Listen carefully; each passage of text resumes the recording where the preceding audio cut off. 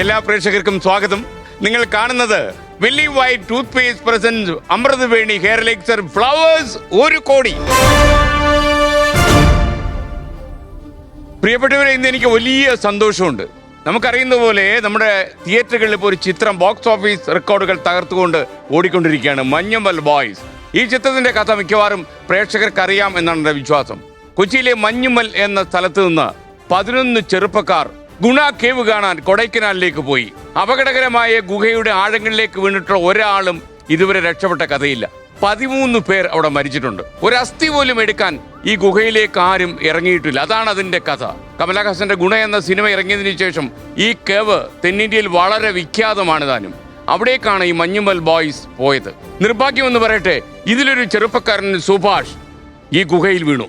ഏതാണ്ട് 100 അടിയോളം താഴ്ചയിലേക്ക് പോയ ഈ ചെറുപ്പക്കാരൻ ജീവിതത്തിലേക്ക് മടങ്ങി വരും എന്നാരും വിശ്വസിച്ചില്ല. ഈ ഗുഹയുടെ ആഴങ്ങളിലേക്ക് മഞ്ഞുമലിലെ ആ ചെറുപ്പക്കാരൻ ഇറങ്ങിച്ചെന്നു. സിജു ഡേവിഡ് തന്റെ സുഹൃത്തായ സുഭാഷിനെ ജീവിതത്തിലേക്ക് തിരികെ കൊണ്ടുവരാൻ. അതിന്റെ കഥയാണ് മഞ്ഞുമൽ ബോയ്സ്. മഞ്ഞുമൽ ബോയ്സ് അവതരിപ്പിക്കുമ്പോൾ ഇതിൽ 11 പേര് കൂടാതെ മറ്റൊരാൾ കൂടിയുണ്ട്. ഈ 11 പേരിൽ അപകടം പറ്റിയ ആളിനെ ചികിത്സിക്കുവാൻ വേണ്ടി പണവും മറ്റ് സഹായവും നൽകിയ ഗൾഫിൽ നിന്ന് മടങ്ങി വന്നിരിക്കുന്ന മറ്റൊരാൾ. അങ്ങനെ 12 ആളുകൾ ആദ്യമായി ഒരു ടെലിവിഷൻ പരിപാടിയിൽ പ്രത്യക്ഷപ്പെടുന്നു. മഞ്ഞുമൽ ബോയ്സ് വരികയാണ് ഫ്ലവേഴ്സ് 1 കോടിയുടെ വേദിയിലേക്ക്. ഇവർ 12 പേർ. പകരം വെക്കാനാവാത്ത സൗഹൃദത്തിന്റെ കരം പിടിച്ച് ഇവർ ആദ്യമായി ഒരു ടെലിവിഷൻ പരിപാടിക്ക് എത്തുമ്പോൾ 2 പേരിലായിരിക്കും നമ്മുടെ കണ്ണുകൾ. സുഭാഷ് ചന്ദ്രനും സിജു ഡേവിഡും. ഇവരാണ് പ്രേക്ഷക ലക്ഷങ്ങൾ ശ്വാസം പിടിച്ച് കണ്ടിരുന്ന സൂപ്പർ ഹിറ്റ് ചിത്രം മഞ്ഞുമൽ ബോയ്സിലെ യഥാർത്ഥ കഥാനായകർ, ദ റിയൽ ഹീറോസ്. സിനിമയിൽ എന്ന പോലെ ജീവിതത്തിലും നമ്മെ വിസ്മയിപ്പിക്കുന്ന 12 അംഗ സൗഹൃദ സംഘത്തിലെ 2 പേർക്ക് വേണ്ടിയാണ് കാലം ഇതുവരെ കാത്തിരുന്നത്. ഒരിക്കലും തിരിച്ചു വരില്ലെന്ന് കരുതിയ മരണത്തിന്റെ ഗുഹാമുഖത്തു നിന്നും സുഭാഷിനെ ജീവിതത്തിലേക്ക് തിരിച്ചു കൊണ്ടുവന്നത് സിജുവിന്റെ കരങ്ങളും കരുതലുമാണ്. കൊടൈക്കനാലിലെ ഗുണ ഗുഹ ഒരു കമൽഹാസൻ ചിത്രത്തിലെ കണ്ടുമറക്കാത്ത ലൊക്കേഷൻ മാത്രമല്ല, സ്വന്തം ജീവിതത്തിന്റെ വിലമതിക്കാനാവാത്ത സൗഹൃദത്തിന്റെ വിസ്മയം കൂടിയാണ് ഈ മഞ്ഞുമൽ ബോയ്സിന്. അവർ വരുന്നു അറിവിന്റെ വേദിയിലേക്ക്. നമ്മൾ കേൾക്കാൻ കാത്തിരുന്ന ആ പുനർജന്മത്തിന്റെ അനുഭവങ്ങളുമായി സുഭാഷ് ചന്ദ്രനും സിജു ഡേവിഡും.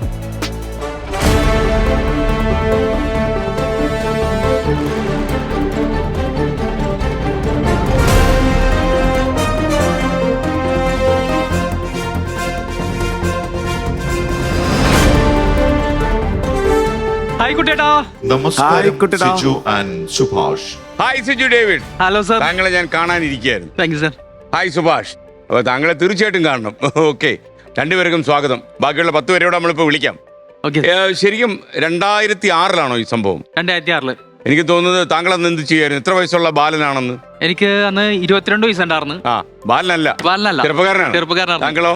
എനിക്കന്ന് 19 വയസ്സുണ്ടായിരുന്നു. 19 വയസ്സുണ്ടായിരുന്നു. നിങ്ങൾ അയൽവാസികളാണോ? അയൽവാസികളാണ്. നിങ്ങൾ ഈ മഞ്ഞുമൽ വലിയൊരു സംഘം ഉണ്ടോ? ഇങ്ങനെ ഒരു വലിയ സംഘമാണ്.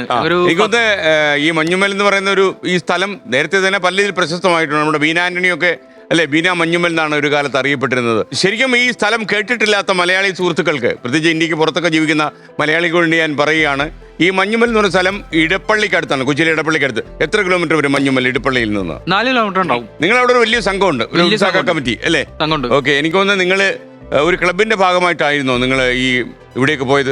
ദർശന എന്ന് പറഞ്ഞ ക്ലബ് ഉണ്ടായിരുന്നെങ്കിൽ ആ ക്ലബിന്റെ ഭാഗമായിട്ടാണ് പോയത്. ഈ കൊടൈക്കനാലിൽ പോകുക ആദ്യമായിട്ട് പോകല്ലേ? കൊടൈക്കനാൽ ആദ്യമായിട്ടാണ്. ആരായി ഐഡിയ വെച്ചത് കൊടൈക്കനാലിൽ പോകാം? കൊടൈക്കനാൽ ആയിരുന്നില്ല ഫസ്റ്റ് ഞങ്ങളുടെ ഇത്. ആദ്യം ഗോവക്ക് പോകാന്നായിരുന്നു തീരുമാനിച്ചത്.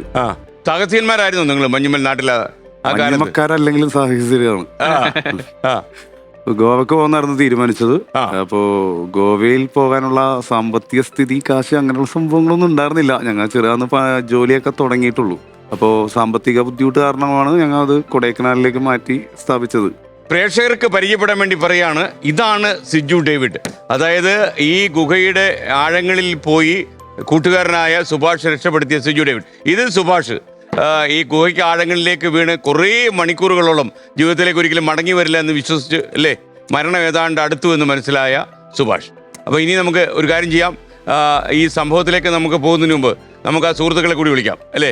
അവരും ആ കഥയിലെ പ്രധാന കഥാപാത്രങ്ങൾ. നിങ്ങൾ ഈ കഥാപാത്രങ്ങൾ ഇതേപോലെ തന്നെയാണോ മഞ്ഞുമൽ ബോയ്സ് എന്ന സിനിമയിൽ ആവിഷ്കരിച്ചിരിക്കുന്നത്? 95% ഞങ്ങളുടെ കറക്റ്റ് ആയിട്ട് കഥയാണ് അവര്. ഒറിജിനൽ സംഭവം ഒറിജിനൽ സംഭവമാണ്. അവര് പഠിച്ചു നിങ്ങളെ കുറിച്ച് പഠിച്ചു, നല്ലോണം പഠിച്ചവര്. താങ്കളുടെ റോൾ ആരാ ചെയ്ത് രക്ഷപ്പെടുന്ന ആള്? എന്റെ റോൾ ചെയ്ത് സൗബിനാണ്. സൗബിനാണ്. താങ്കളുടെ ശ്രീനാഥ് ബാസി. അപ്പോൾ രണ്ടുപേരുമാണ് അല്ലേ? ഈ യഥാർത്ഥത്തിൽ ഈ ഗുണ കേവ് സെറ്റ് ഇട്ടേതോ? സെറ്റിട്ടതാണ് വലിയ സെറ്റ് ആയിരിക്കുമല്ലോ. ഓ അയ്യോ അത് ഭയങ്കര അജയൻ ചേട്ടനാണ് അതിന്റെ അജയൻ ചേട്ടനാണ്. ആളാണ്. എനിക്ക് തോന്നുന്നു അജയൻ ചാലിശ്ശേരി. എനിക്ക് തോന്നുന്നു അദ്ദേഹത്തിന്റെ വർക്കിനെ കുറിച്ച് പലരും പറയുന്നത് കേട്ടു. കാര്യം ഗുണ കേവ് അദ്ദേഹം അല്ലേ പുനർനിർമ്മിച്ചു. അതേപോലെ തന്നെ ചെറിയ കാര്യമില്ല. അത് പെരുമ്പാവൂരിലോ എവിടെയായിരുന്നു? കാലടിയിലെ ഓക്കെ, ഒരു ഏതൊരു ഗോഡൌണോ എന്തോ അല്ലേ? ഓക്കെ, നമുക്കൊരു കാര്യം ചെയ്യാം. നമ്മുടെ സുഹൃത്തുക്കളെ കൂടി വിളിക്കാം. ആ 10 പേര് അല്ലേ, നിങ്ങളുടെ സിജു ഡേവിഡിന്റെയും സുഭാഷിന്റെയും കൂടെയുള്ള 10 പേർ വരൂ.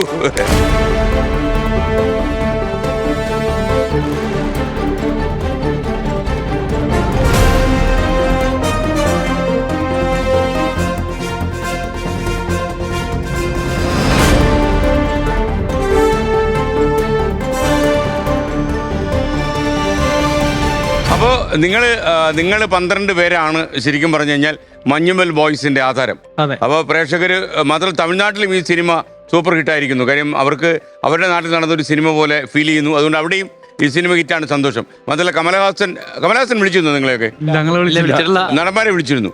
നടന്മാര് പോയി അദ്ദേഹത്തിന്റെ സൗഹൃദമൊക്കെ പങ്കിട്ടെന്ന് കേട്ടു. അപ്പോൾ ശരിക്കും ഈ പോയ 11 പേര് അവരോടാണ് ഞാൻ ആദ്യം കഥ ചോദിക്കുന്നത്. 12ാമത്തെ ആളിനോട് ഞാൻ പിന്നീട് ചോദിക്കുന്നുള്ളൂ. അപ്പോൾ നിങ്ങൾ സ്വയം പരിചയപ്പെടുത്തുക. താങ്കളുടെ പേര്? എന്റെ പേര് സുമേഷ്. താങ്കൾ എന്താ ചെയ്യുന്നത് മഞ്ഞുമലില്? ഞാനൊരു ചെറിയ ബിസിനസ് നടത്തുകയാണ്. ഇപ്പൊ എവിടെയാ? മഞ്ഞുമൽ തന്നെ താമസം. ഈ 2006 എന്തായിരുന്നു താങ്കൾ? അന്ന് ഒരു വർക്ക്ഷോപ്പില്. വയസ്സ് എത്രയാന്ന്? അന്ന് 21 വയസ്സ്. ഈ സംഘം നാട്ടിലെ ശക്തന്മാരായിരുന്നു? അതെ അതെ. ഓക്കെ. അപ്പൊ നിങ്ങൾ സാധാരണ സ്ഥിരമായിട്ട് ഇങ്ങനെ ടൂറൊക്കെ പോകുമായിരുന്നു? ഞങ്ങള് എല്ലാ വർഷവും ആ വർഷം നമ്മള് സമ്പാദിച്ച കാശിൽ നിന്ന് ഇട്ടിട്ട് നമ്മൾ എല്ലാ വർഷവും ടൂർ പോകും. അങ്ങനെ പ്ലാൻ ചെയ്ത ടൂറാണ്. ഈ ടൂറിൽ താങ്കൾ പോയില്ല? പക്ഷേ ഞാൻ പ്ലാൻ ചെയ്തിരുന്നു. പക്ഷെ അവസാന നിമിഷം എനിക്ക് പോകാൻ പറ്റിയില്ല. അല്ലെങ്കിൽ പോയാൻ ഞാൻ മാറിയ ഗ്യാപ്പിലാണ് ശരിക്കും പറഞ്ഞ സുഭാഷ്. ആ ഗ്യാപ്പിൽ പോയാണ് സുഭാഷ് 100 അടി താഴ്ചയിലേക്ക് പോയത് അല്ലേ? ഓക്കെ, അങ്ങനെ വേണം പോവാൻ. ഓക്കെ. എന്റെ പേര് അനിൽ ജോസഫ്. താങ്കൾ ഇന്ന് ഗൾഫിൽ എത്തിയതേ ഉള്ളൂ? എവിടെയാ വർക്ക് ചെയ്യുന്നത്? ഖത്തറില്. ഓക്കെ. പിന്നെ ഇവരുടെ ഒപ്പം ടൂറിന് അന്നും പോയിരുന്നു. അന്നത്തെ ടൂർ എക്സ്പീരിയൻസ് എന്ന് വെച്ചാൽ സത്യത്തിൽ ഞങ്ങൾ നിങ്ങൾ നേരെ കൊടൈക്കനാലിൽ എത്തിയോ അതോ വേറെ എവിടെയെങ്കിലും വഴിക്ക് ചുറ്റിയൊക്കെ കറങ്ങി അവിടെ ചെന്നോ? ഇല്ല, ഞങ്ങൾ ഡയറക്റ്റ് കൊടൈക്കനാലിൽ തന്നെ പോയത്. അങ്ങനെ ഞങ്ങൾ സാധാരണ പിള്ളേര് പോണോട്ട് എൻജോയ് ചെയ്ത് തന്നെ പോയി. എല്ലാം 20-21 വയസ്സ് അതിനിടയിലേക്കുള്ള 21, 22 അങ്ങനെ. ഓക്കെ. അപ്പോ നിങ്ങൾ രണ്ടുപേരും ഇപ്പോഴും തന്നെ പ്രേക്ഷകർക്ക് മനസ്സിലായി. താങ്കളുടെ പേരെന്താ? എന്റെ പേര് പ്രസാദ്. പ്രസാദും ഈ ഗ്യാങ്ങിൽ തന്നെ ഉള്ള ആളാണ്. ഞാനായിരുന്നു ഇവര് സാരഥി, കൊണ്ടുപോയ സാരഥി. ഡ്രൈവ് ചെയ്യുന്ന അല്ലേ? ഓക്കെ. അപ്പൊ എന്ത് വണ്ടിയിലായിരുന്നു നിങ്ങൾ പോയത്?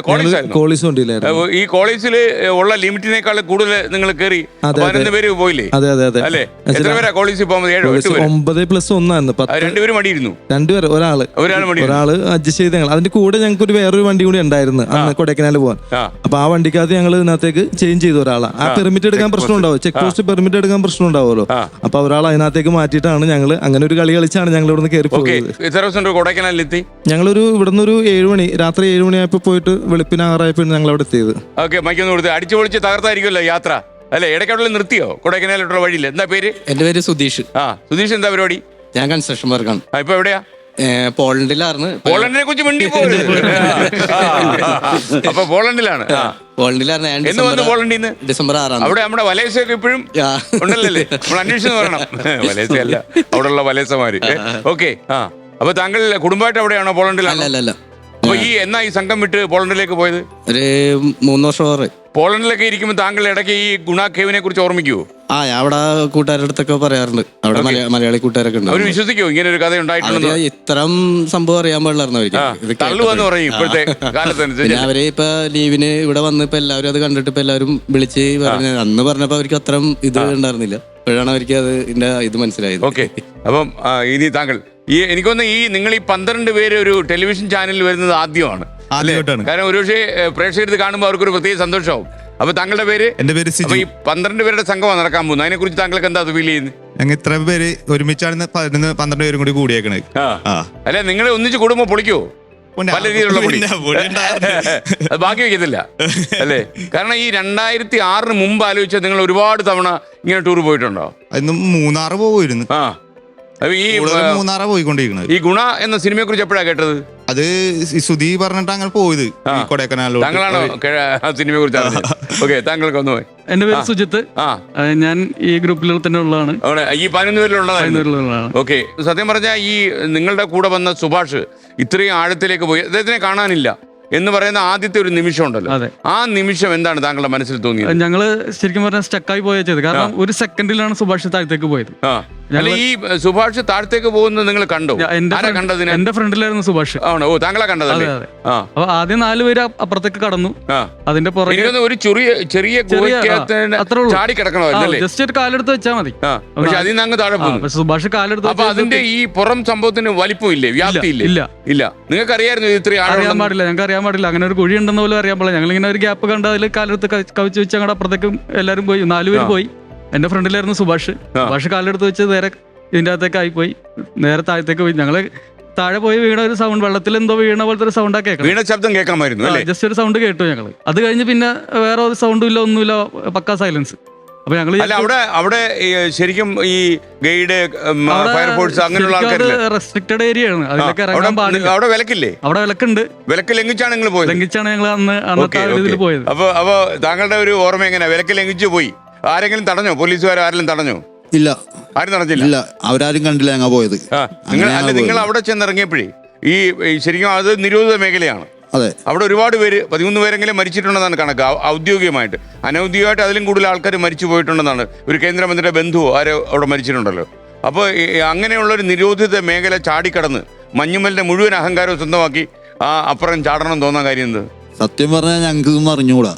13 പേര് അവിടെ പോയതോ ഇത്ര പേര് മരിച്ച ഒന്നും ഞങ്ങൾക്ക് അറിയില്ല. നിങ്ങൾ കേട്ടിട്ടില്ല അതൊന്നും? ഇല്ല. സിനിമ കണ്ടിട്ടുണ്ടായിരുന്നു? പണ്ടെപ്പോഴോ ആ പാട്ട് കണ്ടിട്ടുണ്ട്. എനിക്കൊന്ന് ഡെവിൾസ് കേവ് എന്നെന്തോ അല്ലേ ഡെവിൾസ് കിച്ചൺ അല്ലേ? അവിടെ വീണാ പോയി. അറിയില്ലല്ലോ.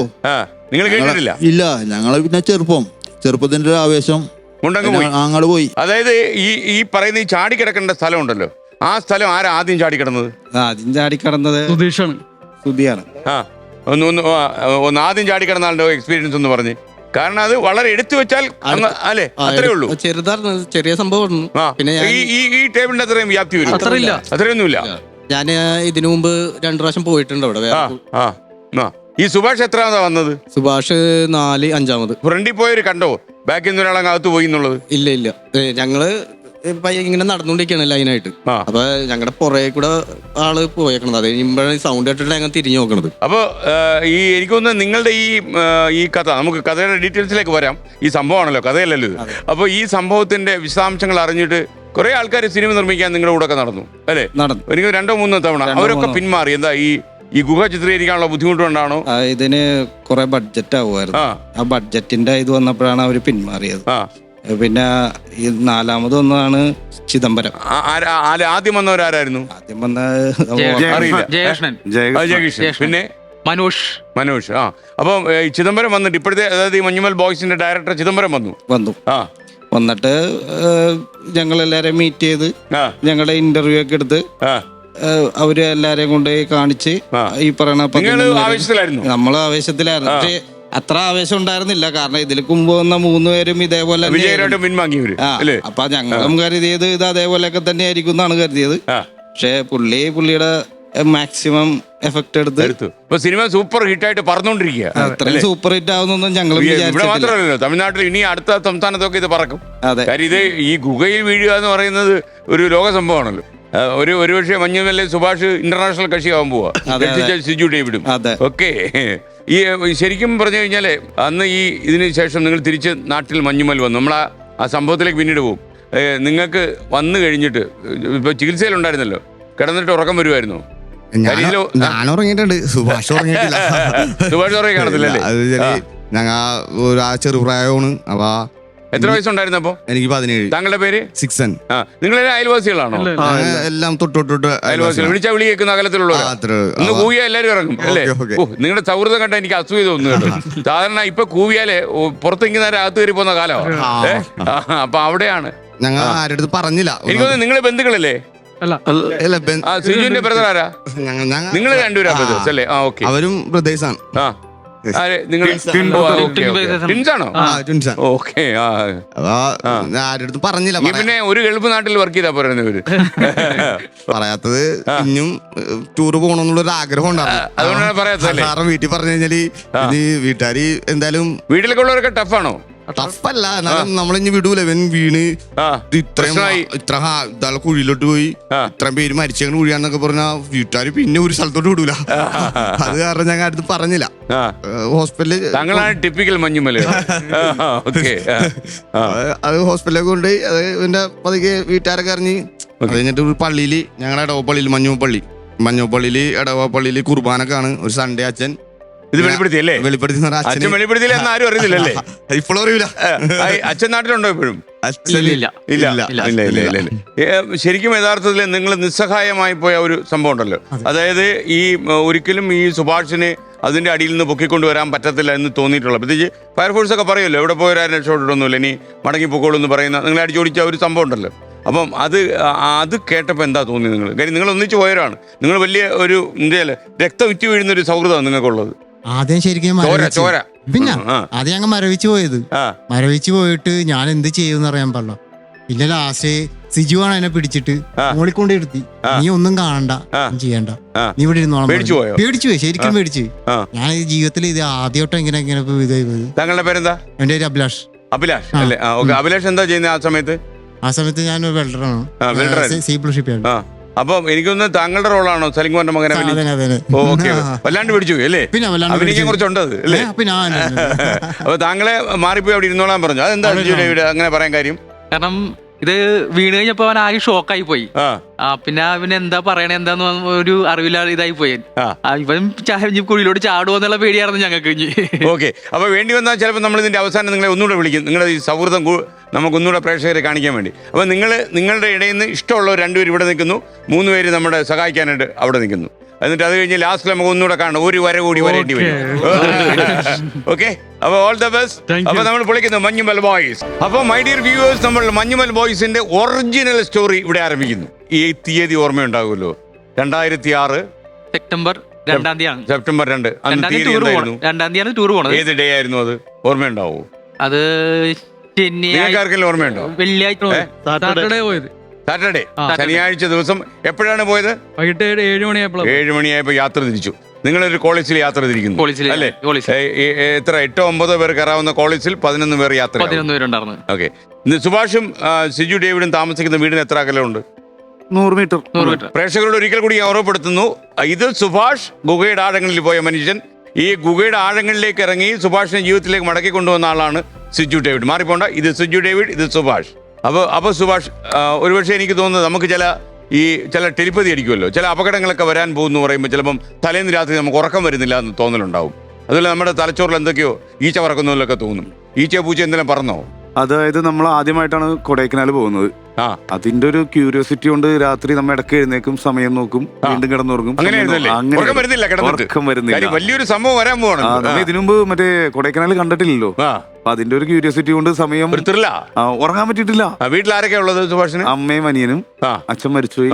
അപ്പൊ ഈ അനിയൻ എന്തോ പ്രായമുണ്ട്? അനിയന് അന്നേരം ഒരു 15 വയസ്സ്, 4 വയസ്സ്, 15 വയസ്സ്. ഒറിജിനലി സുഭാഷ് അല്ലേ ഇവരെ കൂടെ പോകാൻ തീരുമാനിച്ചുള്ളത്? ആരുടെ പകരക്കാരനായിട്ട് പോയതാണോ? സുമേഷ്. പകരക്കാരനാണ് സ്റ്റേജ് കവർന്നത് അല്ലേ? ആരായിരുന്നു? സുമേഷ് എന്നറിയപ്പെടുന്ന സതുചേട്ടൻ. അത് അവിടെ ഉള്ള ആള് തന്നെ, നിങ്ങളുടെ ഈ സൗഹൃദത്തിലുള്ള വലയത്തിലുള്ള ആള്. നിങ്ങളുടെ ക്ലബ്ബ് എന്താ പേര്? ക്ലബിന്റെ ദർശന ക്ലബ്ബ്. എന്തായിരുന്നു അതിന്റെ ദർശനം? ലോകം നന്നാക്കുക എന്നുള്ളതാണോ? അതോ ദീർഘവീക്ഷണം? താഴോട്ടായാലും കുഴപ്പമില്ല അല്ലേ? ഓക്കെ. വീക്ഷണം അങ്ങ് താഴെ വരെ പോയി എന്നുള്ളതാണ് അല്ലേ? ഓക്കെ. അപ്പോൾ നിങ്ങൾ ഇവിടുന്ന് യാത്ര തിരിക്കുന്നു അല്ലേ സിജു? അപ്പോൾ ഒറ്റയടിക്ക് പോകാനുള്ള പരിപാടിയായിരുന്നു അതോ എവിടെയെങ്കിലും താമസിച്ച് വളരെ എൻജോയ് ചെയ്ത് ഭക്ഷണമൊക്കെ കഴിച്ചു? ഇല്ല, ഡയറക്റ്റ് ഞങ്ങൾ നേരെ കൊടൈക്കനാൽ തീരുമാനമായിരുന്നു. റൂട്ട് എങ്ങനെയായിരുന്നു? റൂട്ട് എങ്ങനെ? പഴനി വഴിയോ? പഴനി വഴി ട്രോളായോ? പഴനി വഴി കൊടൈക്കനാൽ. ട്രോളായില്ലേ? പഴനി വഴി കൊടൈക്കനാൽ. നമുക്കൊരു പ്രോഗ്രാം പേരിടാം, പഴനി വഴി കൊടൈക്കനാൽ അല്ലേ? അപ്പോ ഒരു സാധാരണ യാത്രയായിട്ടല്ലേ ആദ്യം ഫീൽ ചെയ്ത്? സാധാരണ യാത്രയായിട്ടാണ് ഫീൽ ചെയ്തത് അല്ലേ? അപ്പോ വണ്ടിയിലിരിക്കുമ്പോ അസ്വാഭാവികമായിട്ടൊന്നും സംഭവിച്ചില്ല? ഇല്ല, അന്ന് വേറെ പ്രത്യേകിച്ച് ഒന്നും സംഭവിച്ചില്ലായിരുന്നു. ഞങ്ങൾ ടൂർ പോണ പോലെ തന്നെ ഭയങ്കര സന്തോഷത്തിൽ പോയി. എവിടെയൊക്കെയാ സ്റ്റോപ്പ് ഉണ്ടായിരുന്നത്? കാര്യം നിങ്ങൾ ഈ അടിച്ചു പൊളിച്ച് പാട്ടൊക്കെ പാടിയാണെങ്കിലോ പോകുന്നത്, അപ്പൊ വഴിയിലുള്ള ആൾക്കാരൊക്കെ ശ്രദ്ധിച്ചിട്ടുണ്ടാവുമല്ലോ അല്ലേ? പിന്നെ സ്റ്റോപ്പ് പിന്നെ ഭക്ഷണം കഴിക്കാൻ നിർത്തണ അങ്ങനത്തെ തരത്തിലേ ഉണ്ടായിരുന്നുള്ളൂ. ആ. പിന്നെ എത്രയും പെട്ടെന്ന് അങ്ങനെ എത്താനുള്ള ഒരു രീതിയിൽ. ഈ കൊടൈക്കനാൽ അതെ, നമുക്ക് ഒറ്റ ചിന്തയുള്ളൂ അല്ലേ? അത് തന്നെ. ഓക്കെ സുഭാഷ്, ശരിക്കും പറഞ്ഞു കഴിഞ്ഞാൽ ഇത്ര പേർക്ക് നമ്മുടെ കോളേജിൽ പെർമിഷൻ കിട്ടി അതിർത്തി കടന്നു പോകാൻ പറ്റത്തില്ല. ഇല്ല, ഇല്ല. ചെക്ക് പോസ്റ്റ് എങ്ങനെ കടന്നു നിങ്ങള്? അതായത് ഈ പ്രസാദേട്ടന്റെ ഒരു സുഹൃത്തുണ്ടായിരുന്നു. ചെക്ക് പോസ്റ്റിലോ? ഇല്ല, ചെക്ക് പോസ്റ്റിലല്ല. ഈ വേറെ ഡ്രൈവിംഗ് ഫീൽഡിൽ തന്നെ ഉള്ളതാണ്. അവരും ഒരു കൊടൈക്കനാൽ ട്രിപ്പ് പിടിച്ചിട്ടുണ്ട്. അതിന്റെ അകത്ത് 5 പേരുള്ളൂ. അപ്പൊ ചെക്ക് പോസ്റ്റ് എത്തിയപ്പോ ഞങ്ങളുടെ കൂട്ടത്തിൽ അതിന്റെ അകത്ത് കയറിയിട്ട് ചെക്ക് പോസ്റ്റ് കഴിഞ്ഞപ്പോ വണ്ടിയിൽ തിരിച്ച് അഡ്ജസ്റ്റ്മെന്റ്. അപ്പൊ അത് ചെക്ക് പോസ്റ്റ് അങ്ങനെ കടന്നു. നിങ്ങളിൽ എത്ര പേര് ഈ ഗുണ എന്ന കമലഹാസന്റെ സിനിമ കണ്ടിട്ടുണ്ട്? ഞാൻ കണ്ടിട്ടുണ്ട്. കണ്ടിട്ടുണ്ട്. മറ്റുള്ളവർ കണ്ടിരുന്നോ? നിങ്ങൾ കണ്ടിരുന്നോ ആ സിനിമ? ഞാൻ കണ്ടിട്ടില്ല, പാട്ട് കേട്ടിട്ടുണ്ട്. താങ്കളോ? ഞാനും കണ്ടിട്ടില്ല. അല്ല, ഈ ഗുണ എന്നുള്ള സിനിമയാണോ ശരിക്കും നിങ്ങളെ കൊടൈക്കനാലിലേക്ക് വിളിച്ചു വരുത്തിയത്? അതൊരു ഒരു ഘടകമോ അല്ലേ? ഓക്കെ. അപ്പോ നിങ്ങള് നേരെ പോയി എങ്ങും നിർത്തിയിട്ടില്ല വണ്ടി? ഭക്ഷണം കഴിക്കണ്ടായിരുന്നോ? ഭക്ഷണം കഴിക്കാൻ നിർത്തി. പിന്നെ ഈ ചെക്ക് പോസ്റ്റ് കാര്യങ്ങള് അങ്ങനെ നിർത്തി. പിന്നെ എത്രയും പെട്ടെന്ന് അങ്ങനെ എത്തണം എന്നുള്ള ഒരു ഇതായിരുന്നത്. എത്ര കിലോമീറ്റർ ഉണ്ട് അവിടത്തേക്ക്? അത് ഓർമ്മയില്ല. 600 കിലോമീറ്റർ അടുത്തും വരുമെന്ന്. അപ്പൊ ഓടിച്ചെത്തു എപ്പോ എത്തിയത്? ഒരാൾ തന്നെ ഓടിച്ചു? ആ ചേട്ടൻ തന്നെ. ആ ചേട്ടന്റെ പേരെന്താ? പ്രസാദ് ചേട്ടൻ. ആ ചേട്ടൻ ഓടിച്ചു എത്തി. രാത്രിയായി എത്തിയപ്പോ? വെളുപ്പിനായി എത്തിയപ്പോ. ആ അപ്പൊ അതും അതുപോലൊരു വെളുപ്പ് കൊടൈക്കനാലിലെ ഒരു സാധാരണ പുലർച്ചെ അല്ലേ? അപ്പൊ എന്താ ചെയ്ത് കയറി കിടന്ന് ഉറങ്ങിയോ നിങ്ങൾ അവിടെ ചെന്നിട്ട്? ഇല്ല, റൂം എടുത്ത് ഫ്രഷ് ആയി വീണ്ടും അപ്പൊ തന്നെ ഞങ്ങൾ കറങ്ങാൻ കേവിലേക്ക് പോയേക്കു അല്ലേ? അപ്പൊ ഈ സിജു ഡേവിഡ് അതിന്റെ എത്ര അടി താഴ്ചയിൽ വരെ പോയിട്ടുള്ള ആളാ? 90 അടി. ആ കേവിന്റെ ഒരു ഭീകരത എന്താണ്? ഗുണ കേവിന്റെ ഭീകരത എന്ന് പറയുമ്പോൾ ഫുള്ള് ഇരുട്ടാണ്. ഒന്നും കാണാൻ പറ്റില്ല. അതാണ് ഏറ്റവും. അതായത് ഞാൻ പറയുന്നത് ഈ നമ്മള് അതിന്റെ വക്കെന്നല്ലേ നമ്മൾ പറയുന്നത് നാടൻ ഭാഷ. ഈ വക്കിൽ നിന്ന് താഴോട്ട് പോയി കഴിഞ്ഞാൽ അത് വലിപ്പത്തിലാവുമോ? ഗുഹാമുഖം ചെറുതാണോ വലുതാണോ? ഗുഹാമുഖം ചെറുതാണ്. പിന്നെ അകത്തോട്ട് ചെല്ലുന്തോറും ചില സ്ഥലങ്ങളിൽ ചെറുതായിട്ട് വലുതാവുന്നുണ്ട്. പിന്നെ പാറയൊക്കെ ഉണ്ടോ? ഫുൾ പാറയാണ്. ഫുൾ പാറയാണ്. പാറയുടെ ഒരു ചെറിയ ഒരാൾ വീണാ പാറ പോയി ഇടിക്കില്ലേ? അത് സാറേ ആ കുഴിയുടെ പ്രത്യേകത ഒരു 6 ആക്ട് ടൈപ്പാണ്. കാരണം നമ്മൾ അമ്യൂസ്മെന്റ് പാർക്കിലേക്ക് കാണൂലേ, അതുപോലത്തെ ഒരു ഷേപ്പാണ്. ഒറ്റ കുഴിയല്ല, ഇങ്ങനെ ഒരു വളഞ്ഞ് അങ്ങനെ ചരിഞ്ഞ് അങ്ങനെ പോണ കുഴിയാണ്. ഒരിക്കലും ഒറ്റയടിക്ക് ഇടിച്ച് ഒന്നും പറ്റൂല ആൾക്ക്. ഒരു സ്ഥലത്ത് തട്ടി പിന്നെ അവിടെ നിന്ന് തട്ടി അങ്ങനെ പോണ ഒരു കുഴിയാണ്. ഇതില് ഈ നമ്മുടെ ഈ ഇരുട്ട് നമ്മുടെ കണ്ണിൽ കുത്തി കയറുന്ന ഒരു അവസ്ഥ വരുമല്ലോ ഒരുപാട് ഇരുട്ടായി കഴിഞ്ഞാൽ. അത് ഏതാണ്ട് എത്ര അടി താഴെ പോയി കഴിഞ്ഞാൽ ഓർമ്മയെന്ന് സിജു ഡേവിഡിന് എന്താ തോന്നുന്നത്? ഇറങ്ങി ഇത്തിരി കഴിഞ്ഞാൽ ഫുള്ള് ഇരുട്ടാണ്. എങ്ങനെ ഇറങ്ങാൻ പറ്റുമോ? അത് നമ്മള് കയറ് പിടിച്ചിറക്കായിരുന്നു. ഇറങ്ങിയായിരുന്നു. ഈ ശരിക്കും അങ്ങനെ തീരുമാനിക്കുമ്പോഴേ ഈ ഫയർഫോഴ്സ് എന്താ പറഞ്ഞത്? ഫയർഫോഴ്സ് ആദ്യം ഇറങ്ങാൻ സംഭവിച്ചില്ല. തമിഴ്നാട്ടുകാരല്ലേ? മലയാളി പിള്ളേർ വിവരമെല്ലാം തോന്നി കാണും. അത് തന്നെ അവർക്കതാണ് പറയണത്. ഞങ്ങൾ ഇവനെ പറഞ്ഞോ ഈ 13 പേര് ഇതിന്റെ അകത്ത് പോയിട്ടുണ്ട്. അത് അവരല്ല ആദ്യം പറഞ്ഞത്, നാട്ടുകാരാണ് ആദ്യം പറഞ്ഞത്. ആദ്യം ഓടിയെത്തിയത് നാട്ടുകാരാണ്. അറിഞ്ഞപ്പോ അവരാണ് അതിന്റെ ഭീകരതയും ഇതൊക്കെ പറയണത്. നിൽക്കുമ്പോ 13 പേര് പോയിട്ടുണ്ട്, ആരും ബോഡി പോലും കിട്ടിയിട്ടില്ല. ഞങ്ങളുടെ അടുത്തോടെ നിക്കണ്ടെന്ന് പറഞ്ഞത്, രക്ഷപ്പെട്ട് പൊക്കളാണ് പറഞ്ഞത്. പിന്നെ കിട്ടൂല, ഇനി അവിടെ നിന്നിട്ടുണ്ട്.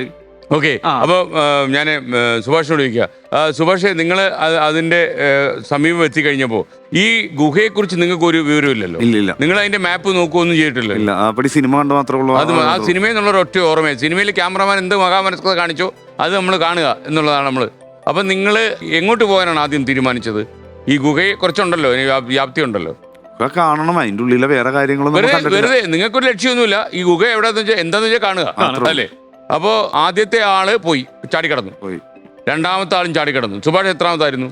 ഞാൻ നാലാമതായിട്ടാണ് ചാടുന്നത്. സുഭാഷിന് എന്തെങ്കിലും ഒരു ആത്മവിശ്വാസക്കുറവുണ്ടായിരുന്നു ചാടിക്കടക്കാൻ? ഇല്ല, കൂട്ടത്തിൽ ഏറ്റവും കൂടുതൽ ഹൈറ്റ് ഉള്ളതും ഏറ്റവും കൂടുതൽ കാലിന് നീളമുള്ളതും എനിക്കാണ്. ആ ഒരു ആത്മവിശ്വാസം കൂടുതലുണ്ടായിരുന്നു. അത് കൂടുതലുണ്ടായിരുന്നു. ഓക്കെ. അപ്പൊ മാത്രമല്ല സുഭാഷ് ഒരു അറിയപ്പെട്ട നിരീശ്വരവാദിയായിരുന്നു ഞാൻ കേട്ടു. അതെ.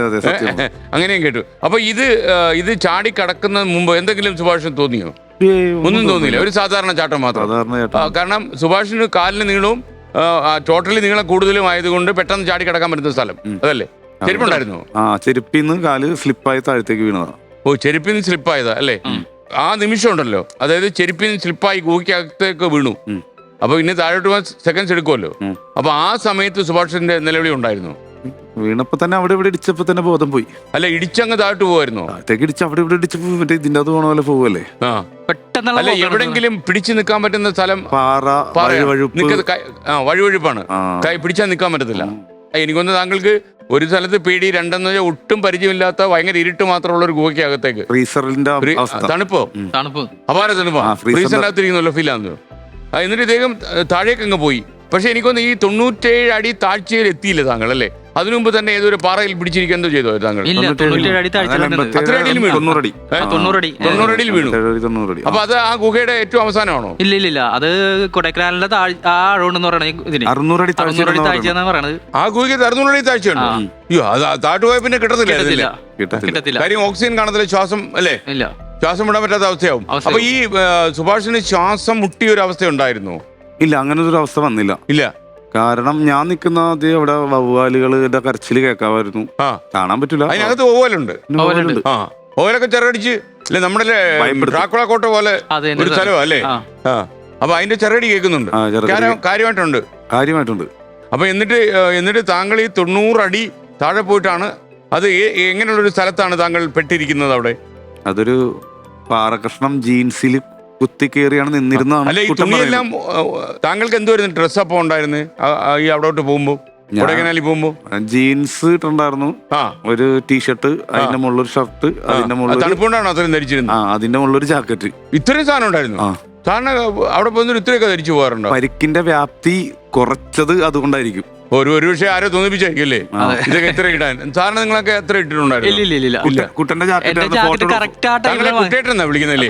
അയ്യോ, ഇവിടെ ഒരു കുട്ടേട്ടനുണ്ട്. കുട്ടേട്ടനെ ഒരു ഡ്യൂപ്ലിക്കേറ്റിനെ ഒറിജിനലിനെ കണ്ടാലും പ്രശ്നമാവും. കുട്ടേട്ടാ, കാര്യമില്ല. നമസ്കാരം സിജു ആൻഡ് സുഭാഷ്. താങ്കളുടെ പേരും കുട്ടേട്ടൻ എന്നാണെന്ന് കുട്ടേട്ടൻ മനസ്സിലാക്കുന്നു. എന്റെ പേരും കുട്ടേട്ടൻ തന്നെയാണ്. പണ്ടൊരിക്കൽ വേറൊരു കുട്ടേട്ടൻ താങ്കളോട് നിങ്ങളുടെ കഥ സിനിമയാകും എന്ന് പറഞ്ഞിട്ടില്ലേ? വർഷങ്ങൾക്ക് മുമ്പ് പറഞ്ഞിട്ടുണ്ട്. അതും മലയാള സിനിമയിലെ ഒരു കുട്ടേട്ടനാണ്. അതെ, നമ്മുടെ വിജയരാഘവൻ സാറാണ്. ഓക്കെ, അതാണ്. അതൊരു ആ കുട്ടേട്ടൻ ഇവിടെ വന്നപ്പോ പറഞ്ഞു നമ്മുടെ ഒരേ പേരാണ് അദ്ദേഹം പറഞ്ഞു. വന്നിരുന്നു വിജയരാഘവൻ. അപ്പൊ എന്തായാലും സുഭാഷ് ആൻഡ് സിജു, നിങ്ങളെ കുറിച്ചുള്ള കുറെ കാര്യങ്ങൾ കുട്ടേട്ടൻ ആർട്ടിഫിഷ്യൽ ഇന്റലിജൻസ് വെച്ച് കണ്ടുപിടിച്ചു വെച്ചിട്ടുണ്ട്. നിങ്ങളോട് ചോദിക്കുന്നതായിരിക്കും. എന്തായാലും നന്നായി മത്സരിക്കൂ. നിങ്ങളെ കാത്തിരിക്കുന്നത് 1 കോടി രൂപയാണ്. അപ്പൊ സന്തോഷം. അപ്പൊ ഈ സിനിമ കാണാൻ പോയോ നിങ്ങള്? ഫസ്റ്റ് ഷോ കണ്ടോ? അപ്പൊ എനിക്ക് തോന്നുന്നു നമുക്ക് അങ്ങനെയുള്ള ഡീറ്റെയിൽസ് വരാം. നമുക്ക് ഇന്ന് മത്സരം ഉണ്ടല്ലോ. നിങ്ങൾ റെഡിയാണല്ലോ? ഓക്കെ, അപ്പൊ മത്സരത്തിലേക്ക് നമ്മൾ കിടക്കാണ്. 2 രീതി മത്സരിക്കാം. 10 ചോദ്യങ്ങൾ വഴി 1 കോടിയിലേക്ക് പോവാം, 20 ചോദ്യങ്ങൾ വഴി 1 കോടിയിലേക്ക് പോവാം. അപ്പൊ നമുക്ക് എങ്ങനെ വേണം? 10 വേണോ 20 വേണോ? പയ്യെ പോയാൽ നമ്മള് കൊടൈക്കനാലിൽ പോയ പോക്ക് പോലെ. ഓക്കെ, 1 കോടി തന്നാ മതി. അപ്പൊ അറിയാൻ പിന്നെ 1 കോടി കിട്ടിയ പിന്നെ ജോലിയുടെ ആവശ്യമില്ല അല്ലേ? അപ്പൊ 20 ചോദ്യങ്ങളിലേക്ക് നമ്മൾ പോകുന്നു. അപ്പൊ ആദ്യത്തെ ചോദ്യം, ഫസ്റ്റ് ക്വസ്റ്റ്യൻ, 10,000 രൂപയുടെ ചോദ്യമാണ്. ഓക്കെ, റെഡിയാണല്ലോ? അപ്പൊ സഹായിക്കാൻ 3 പേരുണ്ട്, കുട്ടേട്ടനുണ്ട്. റെഡി? ഓക്കെ. അപ്പൊ മോണിറ്റർ 1880-കളിൽ റവറൻ നിക്കോളാസ് വറവോൻ മഞ്ഞുമ്മലിൽ സെന്റ് ജോസഫിന്റെ പേരിൽ ആരംഭിച്ച സ്ഥാപനം ഇതിൽ ഏത് മേഖലയിലുള്ള കേരളത്തിന്റെ ആദ്യ സ്ഥാപനമാണ്? ഓപ്ഷൻ എ ചിട്ടി company, option B private hospital, option C super market, option D cricket club. Option B private hospital. Private hospital എവിടെ ഉണ്ടോ? ഇത്രയും പഴക്കമുള്ള പ്രൈവറ്റ് ഹോസ്പിറ്റൽ എവിടെ ഉണ്ടോ? 1888 സ്ഥാപിച്ച സെന്റ് ജോസഫ് ഹോസ്പിറ്റൽ. അപ്പൊ ആ ഹോസ്പിറ്റലിന്റെ പേര് സെന്റ് ജോസഫ് ഹോസ്പിറ്റൽ. ഹോസ്പിറ്റൽ അങ്ങനെ അങ്ങനെയാണ്. അപ്പൊ നമുക്ക് പൂട്ടാമോ? മഞ്ഞുമൽ ബോയ്സ്, എനിക്ക് പൂട്ടാമോ? ഓപ്ഷൻ ബി പ്രൈവറ്റ് ഹോസ്പിറ്റൽ എന്ന് ഉത്തരം താങ്കൾ പറഞ്ഞിരിക്കുന്നു. ഞാനത് പൂട്ടുന്നു. താങ്കൾ പറഞ്ഞ ഉത്തരം, നിങ്ങൾ 2 പേരും ചേർന്ന് പറഞ്ഞ സംയുക്തമായ ഉത്തരം, ഒരുപക്ഷെ നിങ്ങൾ 12 പേരും ചേർന്ന് പറയാൻ സാധ്യതയുള്ള ഈ ഉത്തരം ശരിയാണ്. 10,000 രൂപ കിട്ടിയിട്ടുണ്ട്. യഥാർത്ഥത്തിൽ ഈ 90 അടി താഴ്ചയിൽ അപ്പൊ ഈ ഇത്രയും ഡ്രസ് ഉണ്ടായത് കൊണ്ട് പരിക്ക് കുറഞ്ഞെന്ന് വേണം പറയാൻ അല്ലേ? പരിക്കുണ്ടായി. അപ്പൊ അവിടെ ഇവിടെയൊക്കെ തട്ടി താഴ്ത്ത് പോവാണ്. പോകുമ്പോൾ നമ്മൾ സാധാരണഗതിയിൽ ഒരു ഗുഹയിലേക്ക് അങ്ങ് പോയി കഴിഞ്ഞാലേ നമ്മൾ ഇങ്ങനെ അങ്ങ് പോവോ, അതായത് ഒരു കുഴൽ ഇങ്ങനെ ഒരു സാധനം ഒരെണ്ണം പോകുന്ന പോലെ പോവോ, അതോ നമ്മൾ ഇങ്ങനെയായിട്ട് കമന്നു പോവോ? ആ ഗുഹയുടെ ഷേപ്പ് എങ്ങനെയാ? ഷേപ്പ് ഇങ്ങനെ വന്നിട്ട് പിന്നെ ഇങ്ങോട്ട് പോകും. അപ്പൊ പിന്നെ നമുക്ക് ഇങ്ങനൊന്നും പോകാൻ പറ്റത്തില്ലല്ലേ? ഗുഹയുടെ അഡ്ജസ്റ്റ്മെന്റ് അനുസരിച്ച് പോകാനേ നമുക്ക് പറ്റുള്ളൂ. അപ്പൊ താങ്കൾ എവിടെയെങ്കിലും ഒക്കെ പിടിക്കാനുള്ള ശ്രമമൊക്കെ നടത്തി കാണില്ല? അതൊന്നും നടത്തി കാണണം. പക്ഷേ ഇത് വഴിയൊഴുപ്പ് അത് പോയപ്പോ തന്നെ നമ്മുടെ തല എവിടെയുള്ളതും മുട്ടിയിട്ടുണ്ടാവും. ബോധം പോയി. പിന്നെ ഒരു അരമണിക്കൂർ കഴിഞ്ഞിട്ടാണ് ബോധം വരുന്നത്. അപ്പൊ സിജു ഡേവിഡ് എവിടെയാ നിൽക്കുന്നത്? ഇതിനകത്ത് പോയി. ഞാനൊരു 7-ാമതോ 8-ാമതായിട്ടാണ് ഞാൻ കാണുന്നുണ്ടോ? ഞാൻ കണ്ടില്ലായിരുന്നു. 5-ാമത് ആള് കണ്ടു. 5-ാമത് നിൽക്കുന്ന ആള് കണ്ടായിരുന്നു. ആരായിരുന്നത്? അത് എനിക്ക് എന്നോട് പറഞ്ഞല്ലോ. 5-ാമത് ആരായിരുന്നു? സുജിത്താണ്. സുജിത്ത് കണ്ടു അല്ലേ? സുജിത്ത് നിലവിളിച്ചോ? അപ്പോ നിലവിളിക്കാനുള്ള എല്ലാവരും stuck ആയി. അറിയണമെന്നില്ലല്ലേ ഇത് വലിയൊരു ഗുഹയ്ക്കകത്തോട്ടാണ് അതറിയില്ല ആദ്യം അല്ലേ? ആദ്യം ഞങ്ങൾ വിചാരിച്ചു ഞങ്ങളെ കളിപ്പിക്കണേന്ന് വിചാരിച്ചത്, പറ്റിക്കാന്ന് വിചാരിച്ചത്. ഞങ്ങൾ ആദ്യം മൈൻഡ് ചെയ്തില്ല. പെട്ടെന്ന് ഒരു സ്റ്റക്കായി നിന്നെങ്കിലും പിന്നെ ആരും ഒന്നും മൈൻഡ് ചെയ്തില്ല. അവൻ സുഭാഷ് കുഴിയിലോട്ട് പോയെന്ന് വെറുതെ പറഞ്ഞോളൂ എല്ലാവരും. പിന്നെ വെറുതെ സുഭാഷെ കയറി വാടാ എന്നൊക്കെ പറഞ്ഞ് വെറുതെ കളിച്ചിരിക്കണായിരുന്നു ഞങ്ങൾ. പിന്നെ കുറച്ച് കഴിഞ്ഞപ്പോഴാണ് പിന്നെ എല്ലാവർക്കും പെട്ടെന്നൊരു ഉൾവിളിയോ എന്തോ ഒരു ഇതുപോലെ എല്ലാവരും സ്റ്റക്കായ പോലെ പിന്നെ അനക്കൂലാണ്ടായപ്പോക്കും.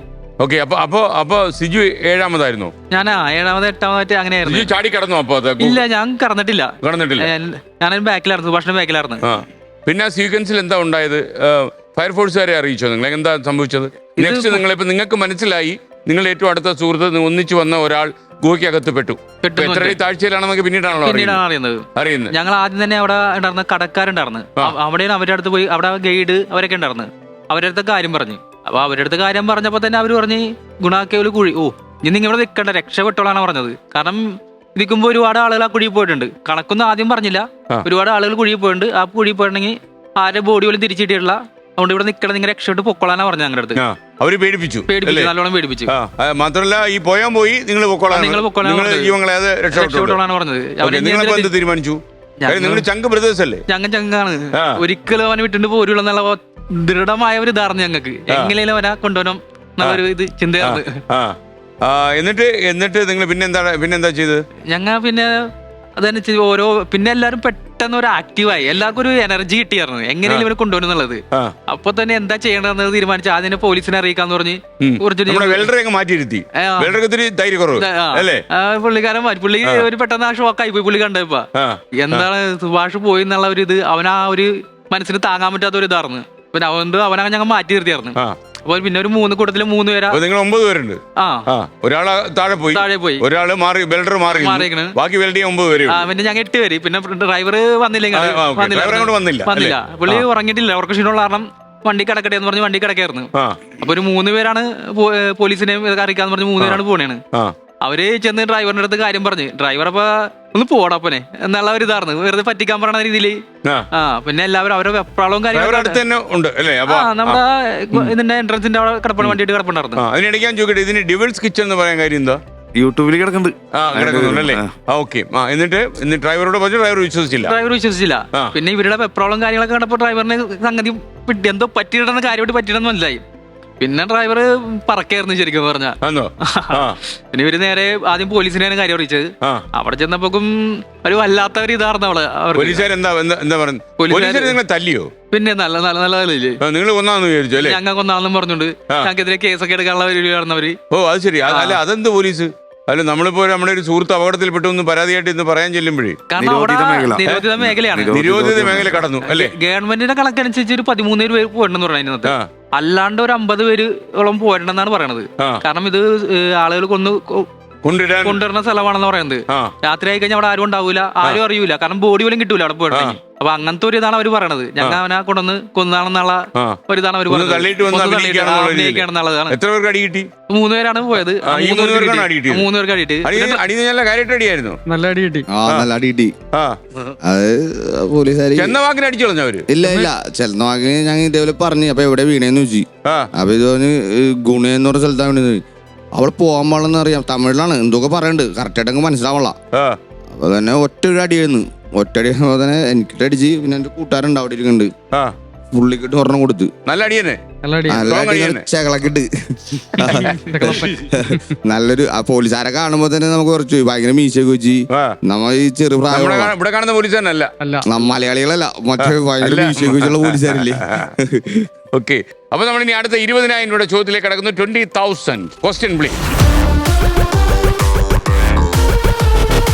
അപ്പൊ നിങ്ങളൊരു വീഡിയോ കാണിച്ചു തരാം. LED സ്ക്രീനിലേക്ക് നോക്കിക്കോളൂ. പ്ലേ.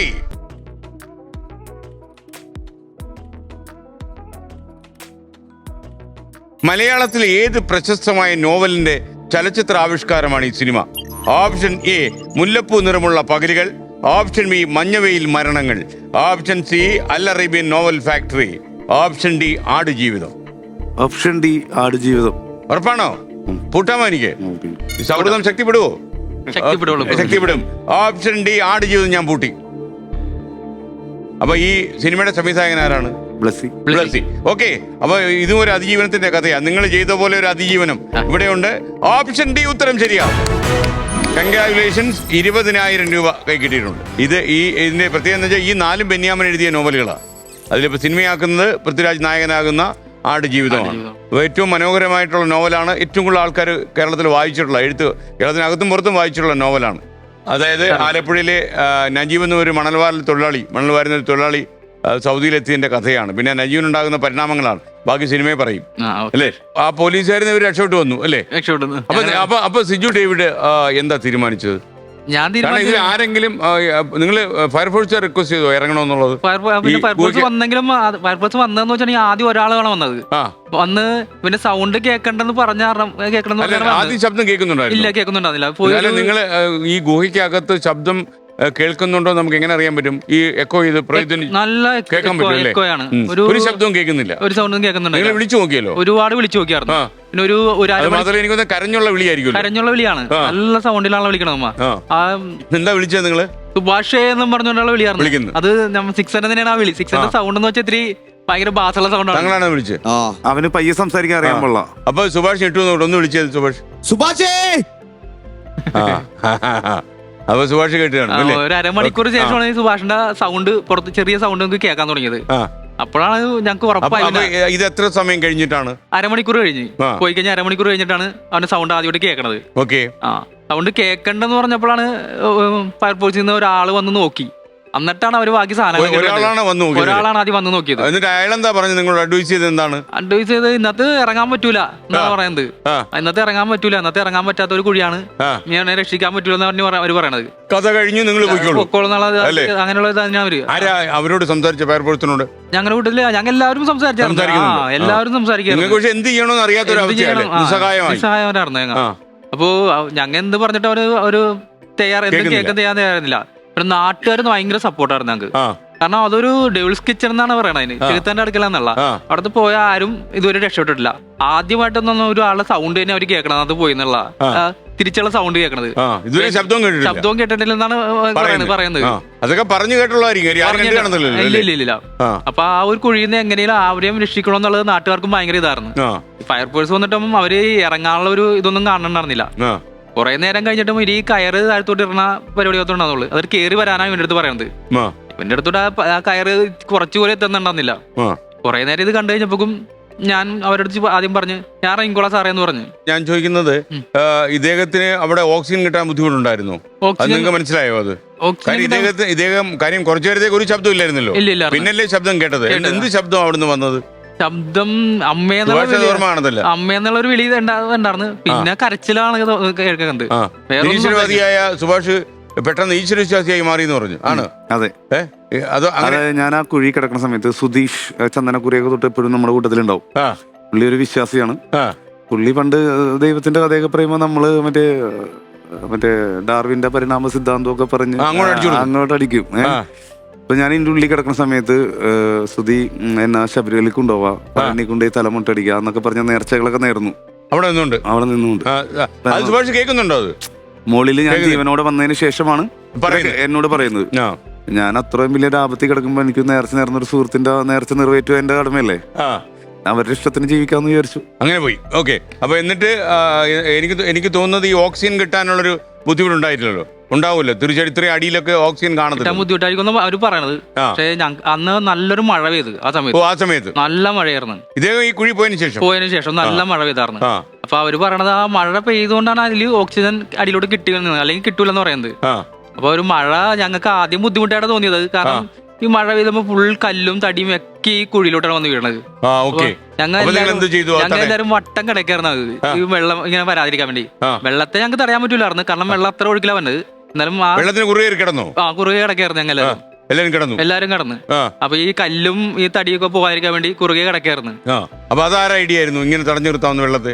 ഐഡിയ കാര്യങ്ങളൊന്നും എല്ലാവർക്കും തോന്നലായിരുന്നു. കാരണം സമയം പോരുതല്ല.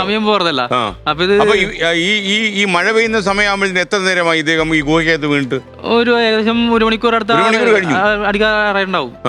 അപ്പൊ ഈ ഫയർഫോഴ്സിന് കൂടുതൽ ആൾക്കാർ വന്നു? അപ്പൊ വന്നായിരുന്നു. അവരെത്ര പേര് വന്നിട്ടുണ്ടാവും? അവര് 5-8 പേര് എന്തായാലും ഉണ്ടാവും. അപ്പൊ അറിയിപ്പ് പോയി? അറിയിപ്പ് പോയി. ഒരാളിനകത്ത് പെട്ടു എന്നുള്ളത്. അറിയിപ്പ് പോയി. Okay. അപ്പൊ അവർക്കൊരു പ്രതീക്ഷ ഉണ്ടായിരുന്നു ഇയാൾ ജീവനോടെ എന്റെ ഉള്ളിലുണ്ടാവും. ഈ കാര്യം അവരിത് കുറെ കണ്ടതാണല്ലോ. അവര് കുറെ കണ്ടാണ്. ആദ്യം പറഞ്ഞത് രക്ഷപ്പെടൂല, ആരും അവന് കിട്ടൂലെന്നാ പറഞ്ഞത്. ഇപ്പോ നല്ല ഇതാർന്ന്, അവനെ കിട്ടൂല, നിങ്ങൾ അവിടെ നിന്ന് മാറാനാ ഞങ്ങളുടെ അടുത്ത് ആദ്യം പറഞ്ഞത്. പക്ഷെ ഇവന്റെ സൗണ്ട് കേട്ട് കഴിഞ്ഞപ്പോ പിന്നെ അവർക്കും ഇതായി, ഇറങ്ങാനുള്ള ഒരു ഇത് കാണിക്കണ്ടായില്ല. അല്ല, ഈ ഫയർഫോഴ്സുകാർ അങ്ങനെ ഈ ശബ്ദം കേട്ടാലും ഒരാളെ ഇത്രയും അഗാധങ്ങളിലേക്ക് ഇറങ്ങിപ്പോയി രക്ഷപ്പെടുത്താൻ അവര് തയ്യാറാവുമോ? തയ്യാറായില്ല, അതാണ് സംഭവിച്ചത് സാറേ. ഒരു കേന്ദ്രം നിങ്ങൾ പറഞ്ഞോ, നിങ്ങൾ റിക്വസ്റ്റ് ചെയ്തോ അവരോട്? ഞങ്ങൾ ഫുൾ ടൈം റിക്വസ്റ്റ് ചെയ്തോണ്ടിരിക്കണേ അവരുടെ ഇറങ്ങുന്നു പറഞ്ഞുണ്ട്. പക്ഷെ അവരെ ഇറങ്ങാൻ ആരും തയ്യാറായില്ല. കാരണം അവർക്ക് അവരുടെ ജീവൻ ജീവൻ, അതെ, അതൊരു പേടി സ്വപ്നമാണ് എല്ലാവർക്കും അവിടെ. കാരണം അവര് പറയുന്നുണ്ട് ഈ പറഞ്ഞ പോലെ സൂയിസൈഡ് പോയിന്റിൽ ഇറങ്ങി എടുക്കുന്ന ആളുകൾ ഇഷ്ടംപോലെ ഉണ്ടെന്ന് അവിടെ. പക്ഷെ അവര് പോലും ആ കുഴിയിലൂടെ ഇറങ്ങാൻ തയ്യാറാവണില്ല. കാരണം അവരുടെ വിശ്വാസം അതാണ്, ആ കുഴി ഒരു പ്രേതത്തിന്റെ ഒരു ഇതാണ് എന്ന് പറയുന്നത്. അങ്ങോട്ട് പോയി കഴിഞ്ഞാൽ പിന്നെ അത് കൊണ്ടുപോകുന്ന പറയുന്നത്. ഓക്കെ, നമ്മളിനി 30,000 ചോദ്യത്തിലേക്ക്. 30,000 ക്വസ്റ്റ്യൻ പ്ലീസ്. MG യൂണിവേഴ്സിറ്റി 2024 കലോത്സവത്തിന് നൽകിയ പേരായ വി ദ പീപ്പിൾ എന്തിന്റെ ആമുഖത്തിൽ നിന്നെടുത്ത വാക്കുകളാണ്? ഓപ്ഷൻ എ ഇന്ത്യൻ ഭരണഘടന, option B Bible, option C Bhagavad Gita, option D ഗാന്ധിജിയുടെ ആത്മകഥ. We the people. ബൈബിളിലും വരില്ല, ഭഗവത്ഗീതയിലും ഗാന്ധിജിയുടെ അല്ലേ? അപ്പൊ ഏതിലാ നിങ്ങളുടെ മനസ്സുടക്കി നിൽക്കുന്നത്? ഇന്ത്യൻ ഭരണഘടനയിലാണ്. ഉറപ്പിക്കാമോ? ഉറപ്പിക്കാം. അല്ല, കരുത്തുണ്ടെങ്കിൽ ഉറപ്പിക്കാം. കരുത്തിന് കുറവൊന്നുമില്ലല്ലോ. ഉറപ്പിക്കാം നമുക്ക്. 90 അടി താഴ്ചയിലേക്ക് പോയാലും മേളിക്കരി വരുമല്ലോ. ഓക്കെ, ഓപ്ഷൻ എ ഇന്ത്യൻ ഭരണഘടന. പൂട്ടട്ടോ? ഇന്ത്യൻ ഭരണഘടനയെ പൂട്ടാൻ പറ്റത്തില്ല, കാര്യം ഇന്ത്യൻ ഭരണഘടന. ഓക്കെ, ഇന്ത്യൻ ഭരണഘടനയെ നമ്മൾ ലോക്ക് ചെയ്യുന്നു. ഓക്കെ, ഇന്ത്യൻ ഭരണഘടന. 30,000 രൂപ പോയോ കുഴിയിലെ പൈസ? 30,000 രൂപ കിട്ടിയിരിക്കുന്നു. കൺഗ്രാജുലേഷൻ. ഇന്ത്യൻ ഭരണഘടനയാണ്. ഇന്ത്യൻ ഭരണഘടനയുടെ ആമുഖം പ്രിയാമ്പിൾ എന്ന് പറയുന്ന സ്ഥലത്താണ് we the people of India എന്ന് പറഞ്ഞിരിക്കുന്നത്. കാര്യം ഈ ഭരണഘടന എന്തിനെയാണ് ലക്ഷ്യം വെക്കുന്നതെന്ന് പറയുന്ന ആമുഖത്തിലാണ് വി ദ പീപ്പിൾ എന്ന് പറയുന്നത്. അപ്പൊ നമ്മൾ ഇന്ത്യക്കാർ എന്ന് പറഞ്ഞിട്ട് പറയുന്നു. അപ്പൊ അതുകൊണ്ടൊരു ഗുണമുണ്ടായി, നമുക്ക് 30,000 രൂപ കിടച്ചു. അപ്പൊ 30,000.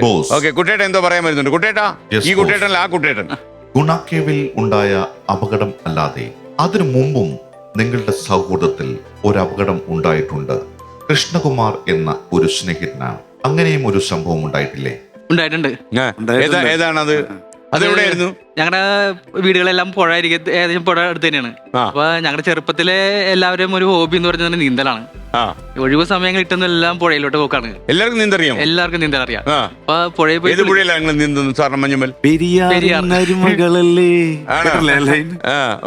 പെരിയാറിന്റെ തീരത്ത് തന്നെയാണ് ഞങ്ങളുടെ വീടുകളൊക്കെ. അപ്പൊ ഒഴിവ് സമയങ്ങളെല്ലാം പുഴയിലാണ്. പണ്ടത്തെ പോലെ എന്ന് വെച്ചിട്ടുണ്ടെങ്കിൽ ഇപ്പത്തെ പോലെ മൊബൈൽ കാര്യങ്ങളൊന്നും ഇല്ല. അന്ന് ക്ലാസ് വിട്ട് വന്നു കഴിഞ്ഞാൽ നേരെ കുട്ടികളായിട്ടുള്ള ഞങ്ങളുടെ ഫ്രണ്ട്സ് ആയിട്ട് അപ്പൊ കളിക്കലും കാര്യങ്ങളും, അത് കഴിഞ്ഞ് നേരെ പുഴയിലോട്ടാ പോണത്. അന്ന് ഒരു എനിക്കൊരു 10-17 +2 പഠിക്കണ ടൈം. അപ്പൊ ഞങ്ങളുടെ സുഹൃത്ത് കൃഷ്ണകുമാർ ഉണ്ട്.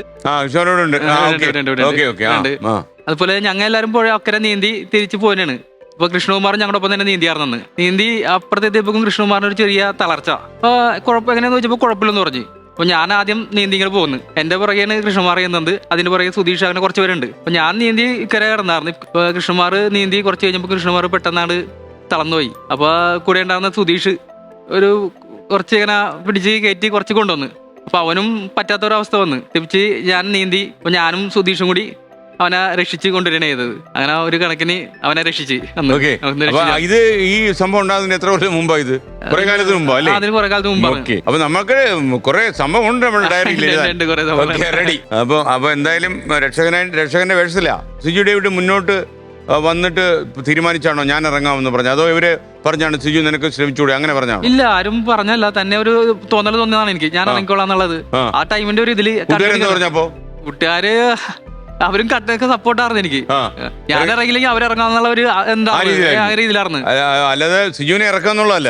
ആരെങ്കിലും ഇറങ്ങും, എന്തായാലും ഇറങ്ങും. ഒരാളല്ലെങ്കിൽ വേറെ ഇറങ്ങും. അപ്പൊ നിങ്ങൾ ഈ റോപ്പ് ഉണ്ടായിരുന്നു, കയറ്? Fire force rope കൊണ്ടുവന്നിട്ടുണ്ടായിരുന്നു.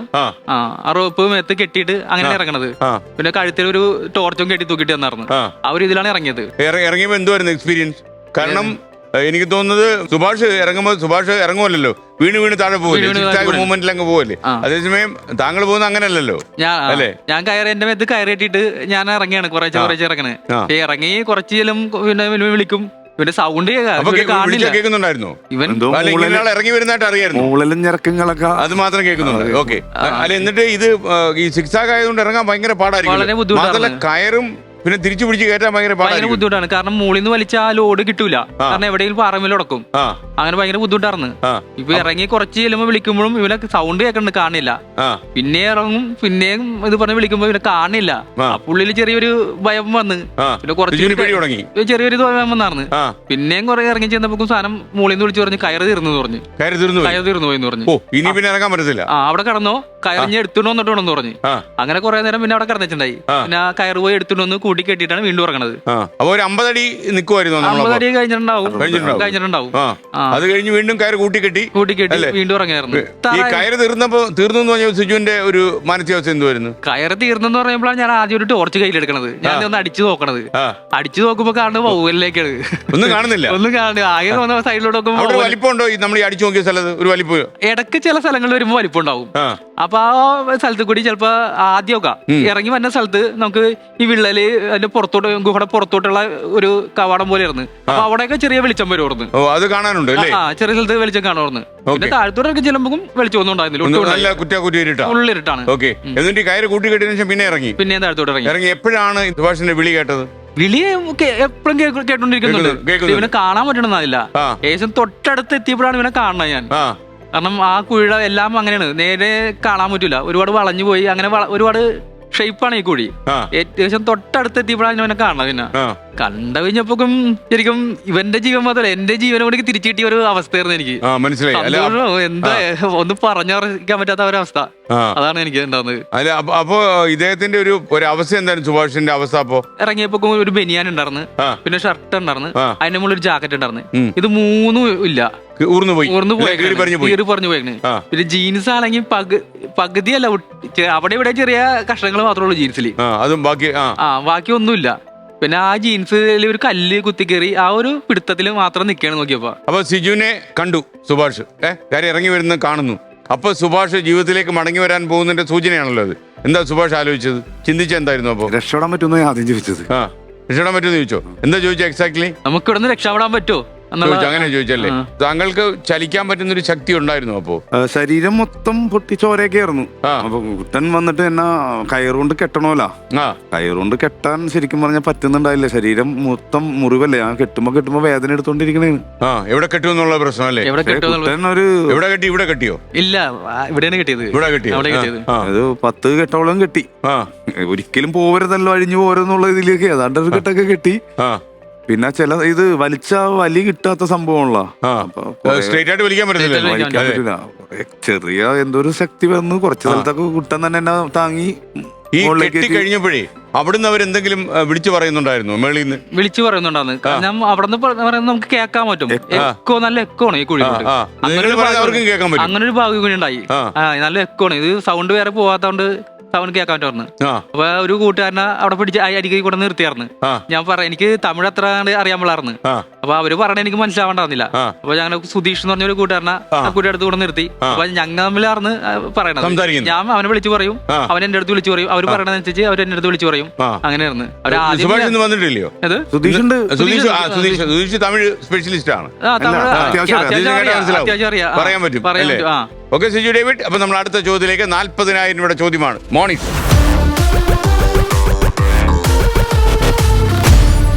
ഇനി ഞാൻ നിങ്ങൾക്ക് ഒരു ഓഡിയോ കേൾപ്പിച്ചു തരാം, നിങ്ങളോട് കേട്ടോളൂ കേട്ടോ. പ്ലേ. നിങ്ങളുടെ കൂട്ടത്തിൽ പാടുന്ന ആരെങ്കിലും ഉണ്ടോ? സുഭാഷ് ചെറുതായിട്ട് പാടുന്നു അല്ലേ? ചെറിയൊരു പാട്ട് വരാൻ തുടങ്ങിയായിരുന്നു. ഓക്കെ. ഈയിടെ അന്തരിച്ച ഏത് പ്രശസ്ത ഗായകനാണ് ഈ മലയാള ഗസൽ ആലപിച്ചത്? Option A Ghulam Ali, option B Jagjit Singh, option C Pankaj Udhas, option D Bhupinder Singh.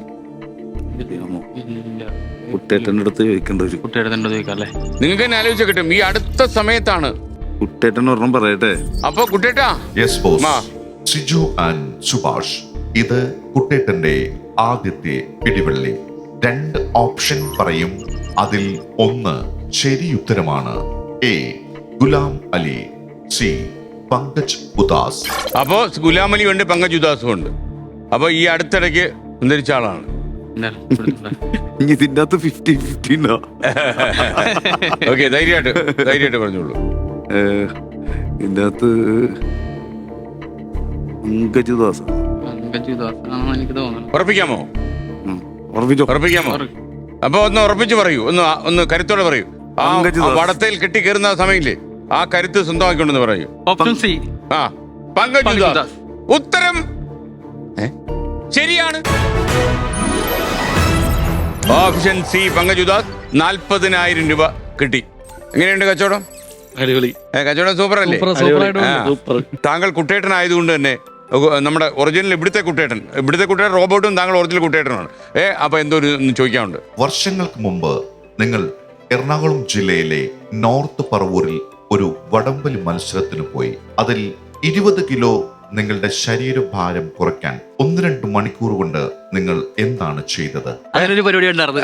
അതെങ്ങനെ അത് പെട്ടെന്ന് കുറയും? ഇപ്പൊ ആൾക്കാർ ഇനി നിങ്ങളിത് പറഞ്ഞു കഴിഞ്ഞാൽ അത് അഡോപ്റ്റ് ചെയ്യുമെന്ന് എനിക്ക് പേടി. അല്ലേ? ഇത് അനുകരിക്കാൻ ശ്രമിക്കുമല്ലോ ആൾക്കാർ. എത്ര മണിക്കൂറുണ്ടായി 20 കിലോ കുറച്ചത്? 2 മണിക്കൂർ കൊണ്ട് കുറച്ചു. 20 കിലോ കുറച്ചായിരുന്നു. എങ്ങനെ കുറച്ച്? വടംവലിക്ക് പോയപ്പോഴാണ്? വടംവലിക്ക് അതിന് ഒരു ഇത്ര വെയിറ്റ് ഉള്ളവർക്ക് പങ്കെടുക്കാൻ പാടുള്ളൂ. അസോസിയേഷൻ വലി എന്ന് പറയുമ്പോൾ ഒരു 450 കിലോ ആ ഒരു വെയിറ്റിലാണ് വലിക്കേണ്ടത് നമ്മൾ. ടോട്ടൽ 450 കിലോയാണ്. 450 കിലോ പാടുള്ളൂ. അത് വലിച്ചു കഴിഞ്ഞിട്ടാണ് തൂക്കം നോക്കേണ്ടത്. ശരിക്കും തൂക്കം നോക്കുള്ളവര് വലിച്ചു കഴിഞ്ഞ് തൂക്കം നോക്കുമ്പോൾ നമ്മൾ 450 കിലോ കൂടുതലാണെങ്കിൽ നമ്മൾ ജയിച്ചിട്ടുണ്ടെങ്കിലും നമ്മ ഔട്ടാണ്. എതിർ ടീമായിരിക്കും ജയിക്കണത്. അങ്ങനെയുണ്ട്. അപ്പൊ അങ്ങനെ ഞങ്ങൾ വെയിറ്റ് തൂക്കി നോക്കിയപ്പോക്കും സുഭാഷാണ് കണക്ക് കൂട്ടുന്നത്. കണക്ക് കൂട്ടിയപ്പോ ഞങ്ങൾ നോക്കിയപ്പോക്കും ഒരു 470 കിലോ ഉണ്ട്. 20 കിലോ കൂടുതലാണ്. അപ്പൊ സുഭാഷ് പറഞ്ഞു നമുക്ക് എല്ലാവരും വെയിറ്റ് കുറക്കണം, 20 കിലോ കുറക്കണം. അപ്പൊ തന്നെ ഞങ്ങൾ വിക്സ് മേത്ത് തേക്കണം. എന്നിട്ട് ഒന്ന് ഓടണം. ഓടിയിട്ട് ഒന്ന് ടർപ്പായുടെ അടി കിടക്കും ചൂടത്ത് വെയിലത്ത്. അങ്ങനെ വെയിലത്ത് കിടന്ന് ആ വെയിറ്റ് കുറക്കണം. അപ്പൊ അങ്ങനെ 2 മണിക്കൂറോളം ഞങ്ങൾ ആ വെയിലത്ത് ടർപ്പായുടെ അടി കിടന്ന് വെയിറ്റ് കുറച്ച് വന്നേക്കാണ്. അപ്പൊ എത്ര കിലോ കുറഞ്ഞു? അപ്പൊ 21 കിലോ കുറച്ച്. 449 കിലോ ആ ഒരു വെയിറ്റിൽ ഞങ്ങൾ വലിക്കാറങ്ങിയേക്കാണ്. വടംവലി തുടങ്ങി കഴിഞ്ഞപ്പോ 2 സൈഡിലും വടംവലിക്കാനുള്ള സെന്റർ ഭയങ്കര ലൂസായിട്ട് കിടക്കാണ്. ഞങ്ങളും വലിക്കണില്ല, അപ്പുറത്തേക്കും വലിക്കണില്ല. അപ്പുറത്ത് ഉണ്ടായിരുന്നത് ഒരു സാധാ ടീം മറന്നു. അവരും വലിക്കുന്നില്ല, ഞങ്ങളും വലിക്കുന്നില്ല. വടം താന്ന് കിടക്കാണ്. വലിക്കാനുള്ള ശക്തി പോയായിരുന്നു. നേരത്തെ നമ്മൾ തടി കുറക്കാനുള്ള ശ്രമത്തിനിടയിൽ വടംവലിയുടെ കരുത്ത് പോയി. അങ്ങനെ ഒരു കണക്കിന് വടംവലി ജയിച്ചായിരുന്നു. ജയിച്ച് ഞങ്ങളുടെ ഇത് കഴിഞ്ഞിട്ട് തൂക്കിയപ്പോ എത്ര ഉണ്ടായിരുന്നു? അപ്പൊ തൂക്കിയപ്പോ 36 കിലോ അത്ര ഉണ്ടായിരുന്നുള്ളൂ. 436 കിലോ. അത്രയും കുറഞ്ഞു. 16 കിലോളം ഞങ്ങൾ കുറച്ച്. ആകെ 4 കിലോ കുറച്ച് ചേർന്ന് ചെറിയൊരു മിസ്റ്റേക്ക് വന്നാണ്. ആണല്ലേ? ചെറിയൊരു പ്രശ്നം. ഓക്കെ, യഥാർത്ഥത്തിൽ ഇങ്ങനെ സിക്സാക്കിൽ കിടക്കുന്ന ഒരു ഭൂപ്രദേശത്ത് നിന്ന് വലിച്ചു കയറ്റുക എന്ന് പറയുന്നത് ബുദ്ധിമുട്ടാണ്. അപ്പൊ താങ്കൾ എനിക്കൊന്ന് കുറച്ചധികം എടുത്തു കയറ്റേണ്ടി വരും. അല്ലേ? എന്തായിരുന്നു അതിന്റെ മോഡസ് ഓപ്പറandi? കുറച്ച് ഞാൻ ആദ്യം കയറും. അങ്ങനെ കയറ്റാൻ പറ്റണ്ടായിരുന്നില്ല. അപ്പൊ ഞാൻ കുറച്ച് കയറും, എന്നിട്ട് കയറ് വലിക്കും. അപ്പൊ ആ മുകളിൽ നിന്ന് ടൈറ്റ് ചെയ്യാൻ പറയും ഞാൻ. അപ്പൊ അങ്ങനെ കുറച്ച് ടൈറ്റ് ചെയ്ത് കയറ്റും. ചില സ്ഥലം അങ്ങനെ പറ്റൂലായിരുന്നു. അപ്പൊ ഞാൻ വീണ്ടും അടിയിലോട്ട് വരും. എന്നിട്ട് സുഭാഷിന്റെ മുകളിലാക്കിയിട്ട് സപ്പോർട്ട് ചെയ്ത് കയറ്റി തുറന്ന് അങ്ങനെ കയറി പോകുന്നത്. ഇത് എത്ര നേരം എടുത്തു ഈ 90 അടിയിൽ നിന്ന് മേളി വരാൻ? 2 മണിക്കൂറോളം. ശരിക്കും തളർന്നു പോയി കാണുമല്ലോ. കാര്യം സുഭാഷ് ഓൾറെഡി തളർന്നു പോയി. അപ്പം കാരണം നമുക്ക് ഇത്രയും ഫിഗറുള്ള ഒരാളെ വേണമല്ലോ എടുത്ത് കയറ്റാൻ. അപ്പം സിജുവിന് പക്ഷേ സർവ്വശക്തിയും സംഭരിച്ച് നമ്മള് ഒറ്റ ലക്ഷ്യമുള്ളല്ലോ, രക്ഷപ്പെടുത്തി മേളി വരിക എന്നുള്ളത് അല്ലേ? നല്ല ദൈവവിശ്വാസിയാണ്. എന്തോ ഒരു സൂപ്പർ പവർ ആ ടൈമിൽ കിട്ടിയായിരുന്നു. ഉണ്ടോ? ഒരു തളർച്ച തോന്നി, അതീത ശക്തി എന്തോ കിട്ടിയായിരുന്നു സംഭവം. താനുള്ളതിനേക്കാളും പവർ ഫീൽ ചെയ്തല്ലേ? അതെ തന്നെ സാറേ. ഒരു എന്താ പറയാ, ഒരു പ്രത്യേക ഒരു എനർജി കിട്ടിയ പോലെയായിരുന്നു. കാരണം ആ ഒരു തണുപ്പിൽ പോയി അവനത് കയറ് കെട്ടാൻ. അവിടുത്തെ തണുപ്പ് എങ്ങനെ ഉണ്ടായിരുന്നു? നല്ല തണുപ്പായിരുന്നു. പക്ഷെ ആ തണുപ്പ് എനിക്ക് ഫീൽ ചെയ്യാൻ ഉണ്ടായിരുന്നില്ല. കാരണം അതിനൊരു പ്രതികരിക്കാനുള്ള ഒരു പ്രത്യേക എന്തോ ഒരു കിട്ടാണ്ടായിരുന്നു എനിക്ക്. ആ കയറ് കെട്ടാൻ അവരെ ഇറങ്ങണക്കുമ്പോ ആ കയറ് കെട്ടാനുള്ള ഒരു രീതിയൊക്കെ പറഞ്ഞു തന്നായിരുന്നു. പക്ഷെ അടി ചെന്നപ്പോ ആ രീതിയൊക്കെ ഞാൻ മറന്നുപോയായിരുന്നു. പിന്നെ എങ്ങനെയോ ഒരു 2 കെട്ട് കെട്ടിട്ട് 10 കെട്ടെങ്കിലും ഞാൻ കെട്ടിയിട്ടുണ്ടോ അവന്റെ മേത്ത്. ഒരിക്കലും അഴിഞ്ഞു പോറതെന്നുള്ളതിൽ. പക്ഷെ എനിക്കൊന്ന് ആ കെട്ട് മുറുകുമ്പോ നല്ല പെയിൻ. അയ്യോ, ഞാൻ എപ്പോഴും കെട്ടുമ്പോഴും കരച്ചിലായിരുന്നു. എനിക്ക് കെട്ടാൻ ആദ്യം ഭയങ്കര ബുദ്ധിമുട്ടായിരുന്നതുകൊണ്ട് പിന്നെ രക്ഷപ്പെടണല്ലോ സാറേ. അതുകൊണ്ട് രണ്ടും കൽപ്പിച്ചാണ് കെട്ടിയത്. അപ്പൊ അല്ലെ സുഭാഷ്, എനിക്കൊന്ന് ഈ കെട്ടിയിട്ട് വലിച്ചു കയറ്റുമ്പോഴേ അപ്പോഴായിരിക്കും ഈ മുറിവിൽ ഈ കയറ് ഉരഞ്ഞിട്ട് കൂടുതൽ പെയിൻ ഉണ്ടാവുക എന്ന് പറയുന്നത് അല്ലേ? അപ്പൊ അതെങ്ങനെ ഫീൽ ചെയ്തു സുഭാഷിനപ്പോ? രക്ഷപ്പെടണേലും വലിയ വേദന ജീവിതത്തിലുണ്ടോ നോക്കോളൂ. ആ വേദനയൊക്കെ സഹിച്ച് രക്ഷപ്പെടുന്നാണ് ഏറ്റവും അതുവരെ വലിയ വിളിക്കാത്ത ഈശ്വരനെയൊക്കെ വിളിച്ചോ? പിന്നെ ആ, കുഴി പോയപ്പോ ആദ്യം അമ്മയെന്ന് വിളിച്ച്, പിന്നെ ലോകത്തില്ലാത്ത മുക്കോടി ദേവതകളെയും വിളിച്ച് കരഞ്ഞു, ദൈവങ്ങളെയും വിളിച്ച് കരഞ്ഞു. എനിക്കൊന്ന് സിജു ദൈവമായിട്ട് ഇറങ്ങി വന്നാന്ന് തോന്നുന്നു അല്ലേ? ദൈവത്തിന്റെ പരിവേഷം തന്നെയല്ലേ. അതാണ് സിജു എന്ന് ഞാൻ സ്വന്തം ജീവിതം തന്നെ എനിക്ക് തോന്നുന്നു കൈവിട്ടു പോകാൻ പറ്റുന്ന ഒരു സാഹചര്യം ഗുഹയ്ക്കകത്തുണ്ടായിരുന്നു. അത് വേണ്ടെന്ന് വെച്ച ഒരാൾ ഇറങ്ങുന്നു എന്ന് പറഞ്ഞാൽ അയാള് സാധാരണ മനുഷ്യനല്ല. സല്യൂട്ട്. ഓക്കെ, അപ്പൊ അത് അങ്ങനെ ഇറങ്ങുക, ഒരു കൂട്ടുകാരനെ രക്ഷപ്പെടുത്തി തിരിച്ചു വരിക എന്ന് ചെറിയ കാര്യമല്ല. ഇനി അവരോട് ചോദിക്കാം, നിങ്ങൾ എത്ര അടി മേളി വന്നപ്പോഴാണ് ശരിക്കും ഈ ഇദ്ദേഹത്തിനെ കണ്ടു തുടങ്ങിയത്, സുഭാഷിനെ? വീണ കുഴിയുടെ മേളിലേക്ക് വരുമ്പോ മാത്രമേ കാണാൻ പറ്റുള്ളൂ. കാണാൻ പറ്റുള്ളൂ. ഇല്ല, കാണാൻ പറ്റത്തില്ല. ഇല്ല. ഓ, അത് ശരി. എന്നാലും ഇത് മുകളിൽ എത്തിയെന്നൊരു ഫീല് നിങ്ങൾക്ക് കിട്ടില്ലേ? അല്ലേ, വിളിച്ചു പറയുന്നുണ്ടായിരുന്നല്ലോ അല്ലേ? അപ്ഡേറ്റ് ആയിരുന്നു മൊത്തം. ഓക്കെ, കാരണം ഇവര് ഏതെങ്കിലും ഒരു സമയത്ത് നിങ്ങൾ മുകളിൽ നിൽക്കുന്ന സമയത്ത് ഇപ്പം സിജു തളർന്നു പോകുന്ന നിമിഷങ്ങൾ ഉണ്ടാവുമല്ലോ. കാര്യം ഇത്രയും സമയം ഇങ്ങനെ ഒരു വേറെ ആളെ എടുത്ത് ഇങ്ങനെ വളരെ എല്ലാം ഓപ്പോസിറ്റായി നിൽക്കുന്ന കാര്യങ്ങളാണല്ലോ ആ ഗുഹയ്ക്കകത്ത്. അങ്ങനെ നിൽക്കുന്ന ഒരു സ്ഥലത്തൂടെ എടുത്ത് കയറ്റുമ്പോഴേ ഇദ്ദേഹം തളർന്നു തുടങ്ങുന്ന അവസ്ഥ ഉണ്ടാവുമല്ലോ. അത് നിങ്ങൾക്ക് ഫീൽ ചെയ്യുമല്ലോ, ഇദ്ദേഹം പറയുന്നില്ലെങ്കിൽ പോലും. തളർന്ന് ഒന്നും പറഞ്ഞില്ല പുള്ളി, തളർന്നാനൊന്നും പറഞ്ഞില്ല. പക്ഷെ പതുക്കെ പതുക്കെ ഞങ്ങൾ വലിച്ചോണ്ടിരിക്കണ്ടായിരുന്നു. ആരെ കൂടാ വലിച്ചത് ശരിക്കും? ഞങ്ങളെല്ലാരും വലിച്ചിട്ടുണ്ട്. ഞാൻ ഫുള്ള് ഉണ്ടായിരുന്നു, പിന്നെ അവര് ഫോറസ്റ്റുകാരും വലിച്ച്. അപ്പൊ നാട്ടുകാർ കൂടിയോ ആ സമയത്ത്? നാട്ടുകാരും ഉണ്ടായിരുന്നു. അപ്പൊ ഏകദേശം എത്ര മണിയായി കാണും? ഒരു 6 മണിയൊക്കെ 6 മണിയൊക്കെ നാട്ടുകാർ കൂടി. സഹായിച്ചോ? ആദ്യം മുതലുണ്ടായിരുന്നു നാട്ടുകാർ. നാട്ടുകാർ പറഞ്ഞാണ് മെയിനായിട്ട് പോലീസുകാര് കുട്ടനെ ഇറക്കിയത്. അവര് ആദ്യം ഫയർഫോഴ്സ് ഇറങ്ങൂലെന്ന് പറഞ്ഞ്, ഞങ്ങളെ ഇറക്കൂലെന്ന് പറഞ്ഞ്. അപ്പൊ നാട്ടുകാർ സപ്പോർട്ട് ഉണ്ടായിരുന്നു. നാട്ടുകാർ പറഞ്ഞ് ഇറങ്ങണം എന്ന് വെച്ചാൽ അവരുടെ സപ്പോർട്ട് കൊണ്ടാണ് മെയിനായിട്ട് കുട്ടനെ ഇറക്കി. അവര് പറഞ്ഞു നിങ്ങൾ ഇറങ്ങിയില്ലെങ്കിൽ ഇവരിറങ്ങട്ടെ, ആരെങ്കിലും ഇറങ്ങട്ടെ എന്ന് പറഞ്ഞാണ്. അവരിറങ്ങാന്ന് പറഞ്ഞല്ലേ, പിന്നെ നിങ്ങൾ എന്തിനാ അവരെ ബ്ലോക്ക് ചെയ്യണത്? അവരിറങ്ങുന്നുണ്ടെങ്കിൽ അവരിറങ്ങട്ടെ എന്ന് പറഞ്ഞു. അവർക്കൊരു പ്രതീക്ഷ ഉണ്ടായിരുന്നു. അവർക്ക് അത് ഒന്ന് ചില ആ കുഴി വീണ 13 പേരും ആരെയും ഒന്നും കിട്ടിയിട്ടില്ല. ഒരു മന്ത്രി. അല്ല, ആ പേടി അവർക്കുള്ള സ്ഥിതിക്ക് അവരെന്തുകൊണ്ട് അങ്ങനെ സപ്പോർട്ട് ചെയ്യുന്നു ഞാൻ ചോദിക്കും. അല്ല, സുഭാഷിന്റെ റെസ്പോണ്ട് ഉണ്ടായിരുന്നു താഴെന്ന്. അപ്പൊ ഞങ്ങൾ വിളിക്കുമ്പോ സുഭാഷിന്റെ റെസ്പോണ്ട് ഉണ്ട്. അപ്പൊ ഞങ്ങൾക്കറിയാം സുഭാഷ് അവിടെ ഉണ്ടെന്നുള്ള കാര്യം ഞങ്ങൾക്കറിയാം. പക്ഷെ ബാക്കി ആർക്കും എല്ലായിടത്തും പറയുമ്പോൾ അവര് പറയണത് നിങ്ങൾക്ക് സുഭാഷിനെ എടുക്കാൻ പറ്റില്ല, നിങ്ങൾ എത്ര പെട്ടെന്ന് ഇവിടുന്ന് പോയിക്കോളാണ് പറയണത്. പക്ഷെ ഞങ്ങൾക്ക് സുഭാഷിന്റെ സൗണ്ട് കേൾക്കാം. ഞങ്ങൾ സുഭാഷിനെ കൊണ്ടേ പോകുള്ളൂ.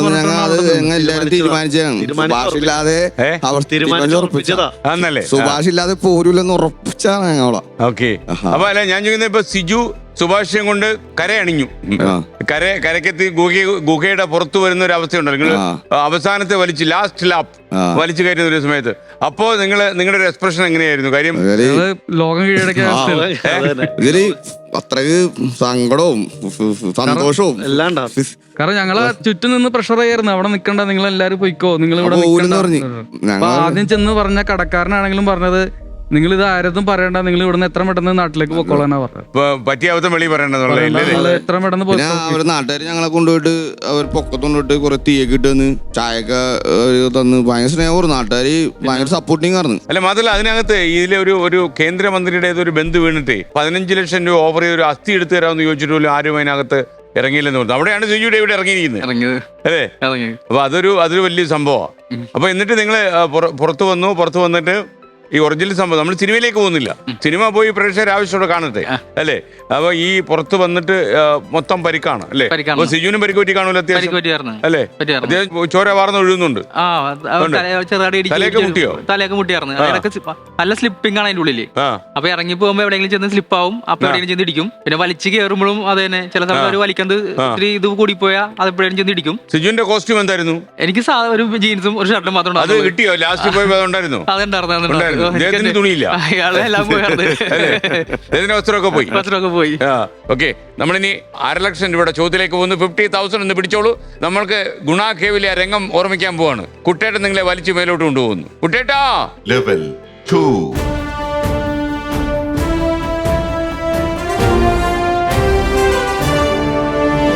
അപ്പൊ നമുക്ക് 1.5 ലക്ഷം രൂപയുടെ ചോദ്യം. മോണിക്, സത്യൻ അന്തിക്കാട് തന്റെ ഏത് ചിത്രത്തിലെ നായിക കഥാപാത്രത്തിനാണ് ഗുണ സിനിമയിലെ പാട്ടിൽ നിന്നും പ്രചോദനം ഉൾക്കൊണ്ട് കൺമണി എന്ന പേര് നൽകിയത്? Option A Katha Thudarunnu, option B Bhagyadevatha, option C Snehaveedu, option D Rasathanthram. പാട്ട് ഓർമ്മയുണ്ടോ? ആ പാട്ട് ഓർമ്മയുണ്ടോ നിങ്ങൾക്ക്? ആ പാട്ട് ഈ സിനിമയിൽ ഉപയോഗിച്ചിട്ടുണ്ടല്ലേ? ഉണ്ടോ? ടൈറ്റിൽ ഉപയോഗിച്ചിട്ടുണ്ടല്ലോ. ഓക്കെ, അപ്പൊ ഏതായിരിക്കും ആ സിനിമ? ഓപ്ഷൻ ഡി രസതന്ത്രം. രസതന്ത്രം. അതിൽ കൺമണിയാണോ? കൺമണിയാണ്. കൺമണിയാണ്. കൺമണിയാണ്. കൺമണിയായിട്ട് അഭിനയിച്ച ആളിനെ ഓർമ്മയുണ്ടോ? ആ പടം കണ്ടോ? ആ കണ്ടായിരുന്നു. ആരായിരുന്നു? മീര. മീര ജാസ്മിൻ. അപ്പൊ കറക്റ്റ് ആണ്, നമുക്ക് തെറ്റിക്കാൻ പറ്റത്തില്ല. ഇല്ല. ഓപ്ഷൻ ഡി പുട്ടോ കൂട്ടി കറക്റ്റ് ഉത്തരം ശരിയാണ്. അപ്പോ ടൈറ്റിൽ വെച്ചത് പാട്ട് എങ്ങനെയാ ഒന്ന് മുളി. ആ കുട്ടാ പഠിക്കോ. കൺമണി അൻപോട് കാതലേ. ഒരു കാര്യം ചെയ്യാം, നിങ്ങൾക്ക് വേണ്ടി നിങ്ങൾ കുട്ടേട്ടനോട് ഓക്കെ ആ ഡയലോഗും ആ പാട്ടൊന്ന് പാടിയാ കൊള്ളാർന്ന്. തീർച്ചയായിട്ടും ഡയലോഗും വേണം. ഡയലോഗ് മനിതൻ ഉണർന്നു കൊള്ളും മനിത കാതൽ അല്ല, അതെയും താണ്ടി പുനിതമാണത്. കൺമണി അൻപോട് കാതലൻ நான் எழுதும் கடிதமே, பொன்மணி பொன் வீட்டு சௌக்கியமா நான் இங்கு சௌக்கியமே, உன்னை என்னை பார்க்கையில் கவிதை கொட்டது, அதை எழுத நினைக்கையில் வார்த்தை முட்டது. ஓ கண்மணி அன்போடு காதலன் நான் எழுதும் கடிதமே. Thank you. ആ കുട്ടേട്ട ഡയലോഗിന്റെ മലയാളം കൂടി പറഞ്ഞാൽ പ്രേക്ഷകർ കുറച്ചുകൂടെ കുട്ടേട്ടനോട് സ്നേഹം കൂടും. ഇതുപോലുള്ളൊരു സൗഹൃദവും സ്നേഹവും വേറെയില്ല, ഇവർക്ക് മാത്രമുള്ളൂ എന്നാണ് ആ പറഞ്ഞിരിക്കുന്നത്. അതാരാ പറഞ്ഞിരിക്കുന്നേ? കമൽഹാസൻ. പാട്ട് പാടിയിരിക്കുന്നോ? Kamal Haasan. Okay, thank you for the information. ഇവിടെ മത്സരിച്ചാൽ 1 കോടി അടിച്ചുകൊണ്ട് പോകാൻ പറ്റും. ഇനി നമ്മൾ 60,000 രൂപയുടെ ചോദ്യത്തിലേക്കാണ് കിടക്കുന്നത്. Question please. അപ്പോൾ ഞാനൊരു ദൃശ്യം കാണിച്ചു തരാം, നിങ്ങൾ LED നോക്കിക്കോളൂ. കണ്ടല്ലോ? നമ്മൾ ഇനി ചോദ്യത്തിലേക്ക് കിടക്കുകയാണ്. ഏത് തടാകത്തിലെ വർണ്ണാഭമായ വള്ളങ്ങളിൽ നിന്നാണ് ഈ ഹിന്ദി സിനിമയ്ക്ക് പേര് ലഭിച്ചത്? ഓപ്ഷൻ എ ലോക്തക് തടാകം, ഓപ്ഷൻ ബി പാങ്കോങ് തടാകം, ഓപ്ഷൻ സി ചിൽക്ക തടാകം, ഓപ്ഷൻ ഡി ദാൽ തടാകം.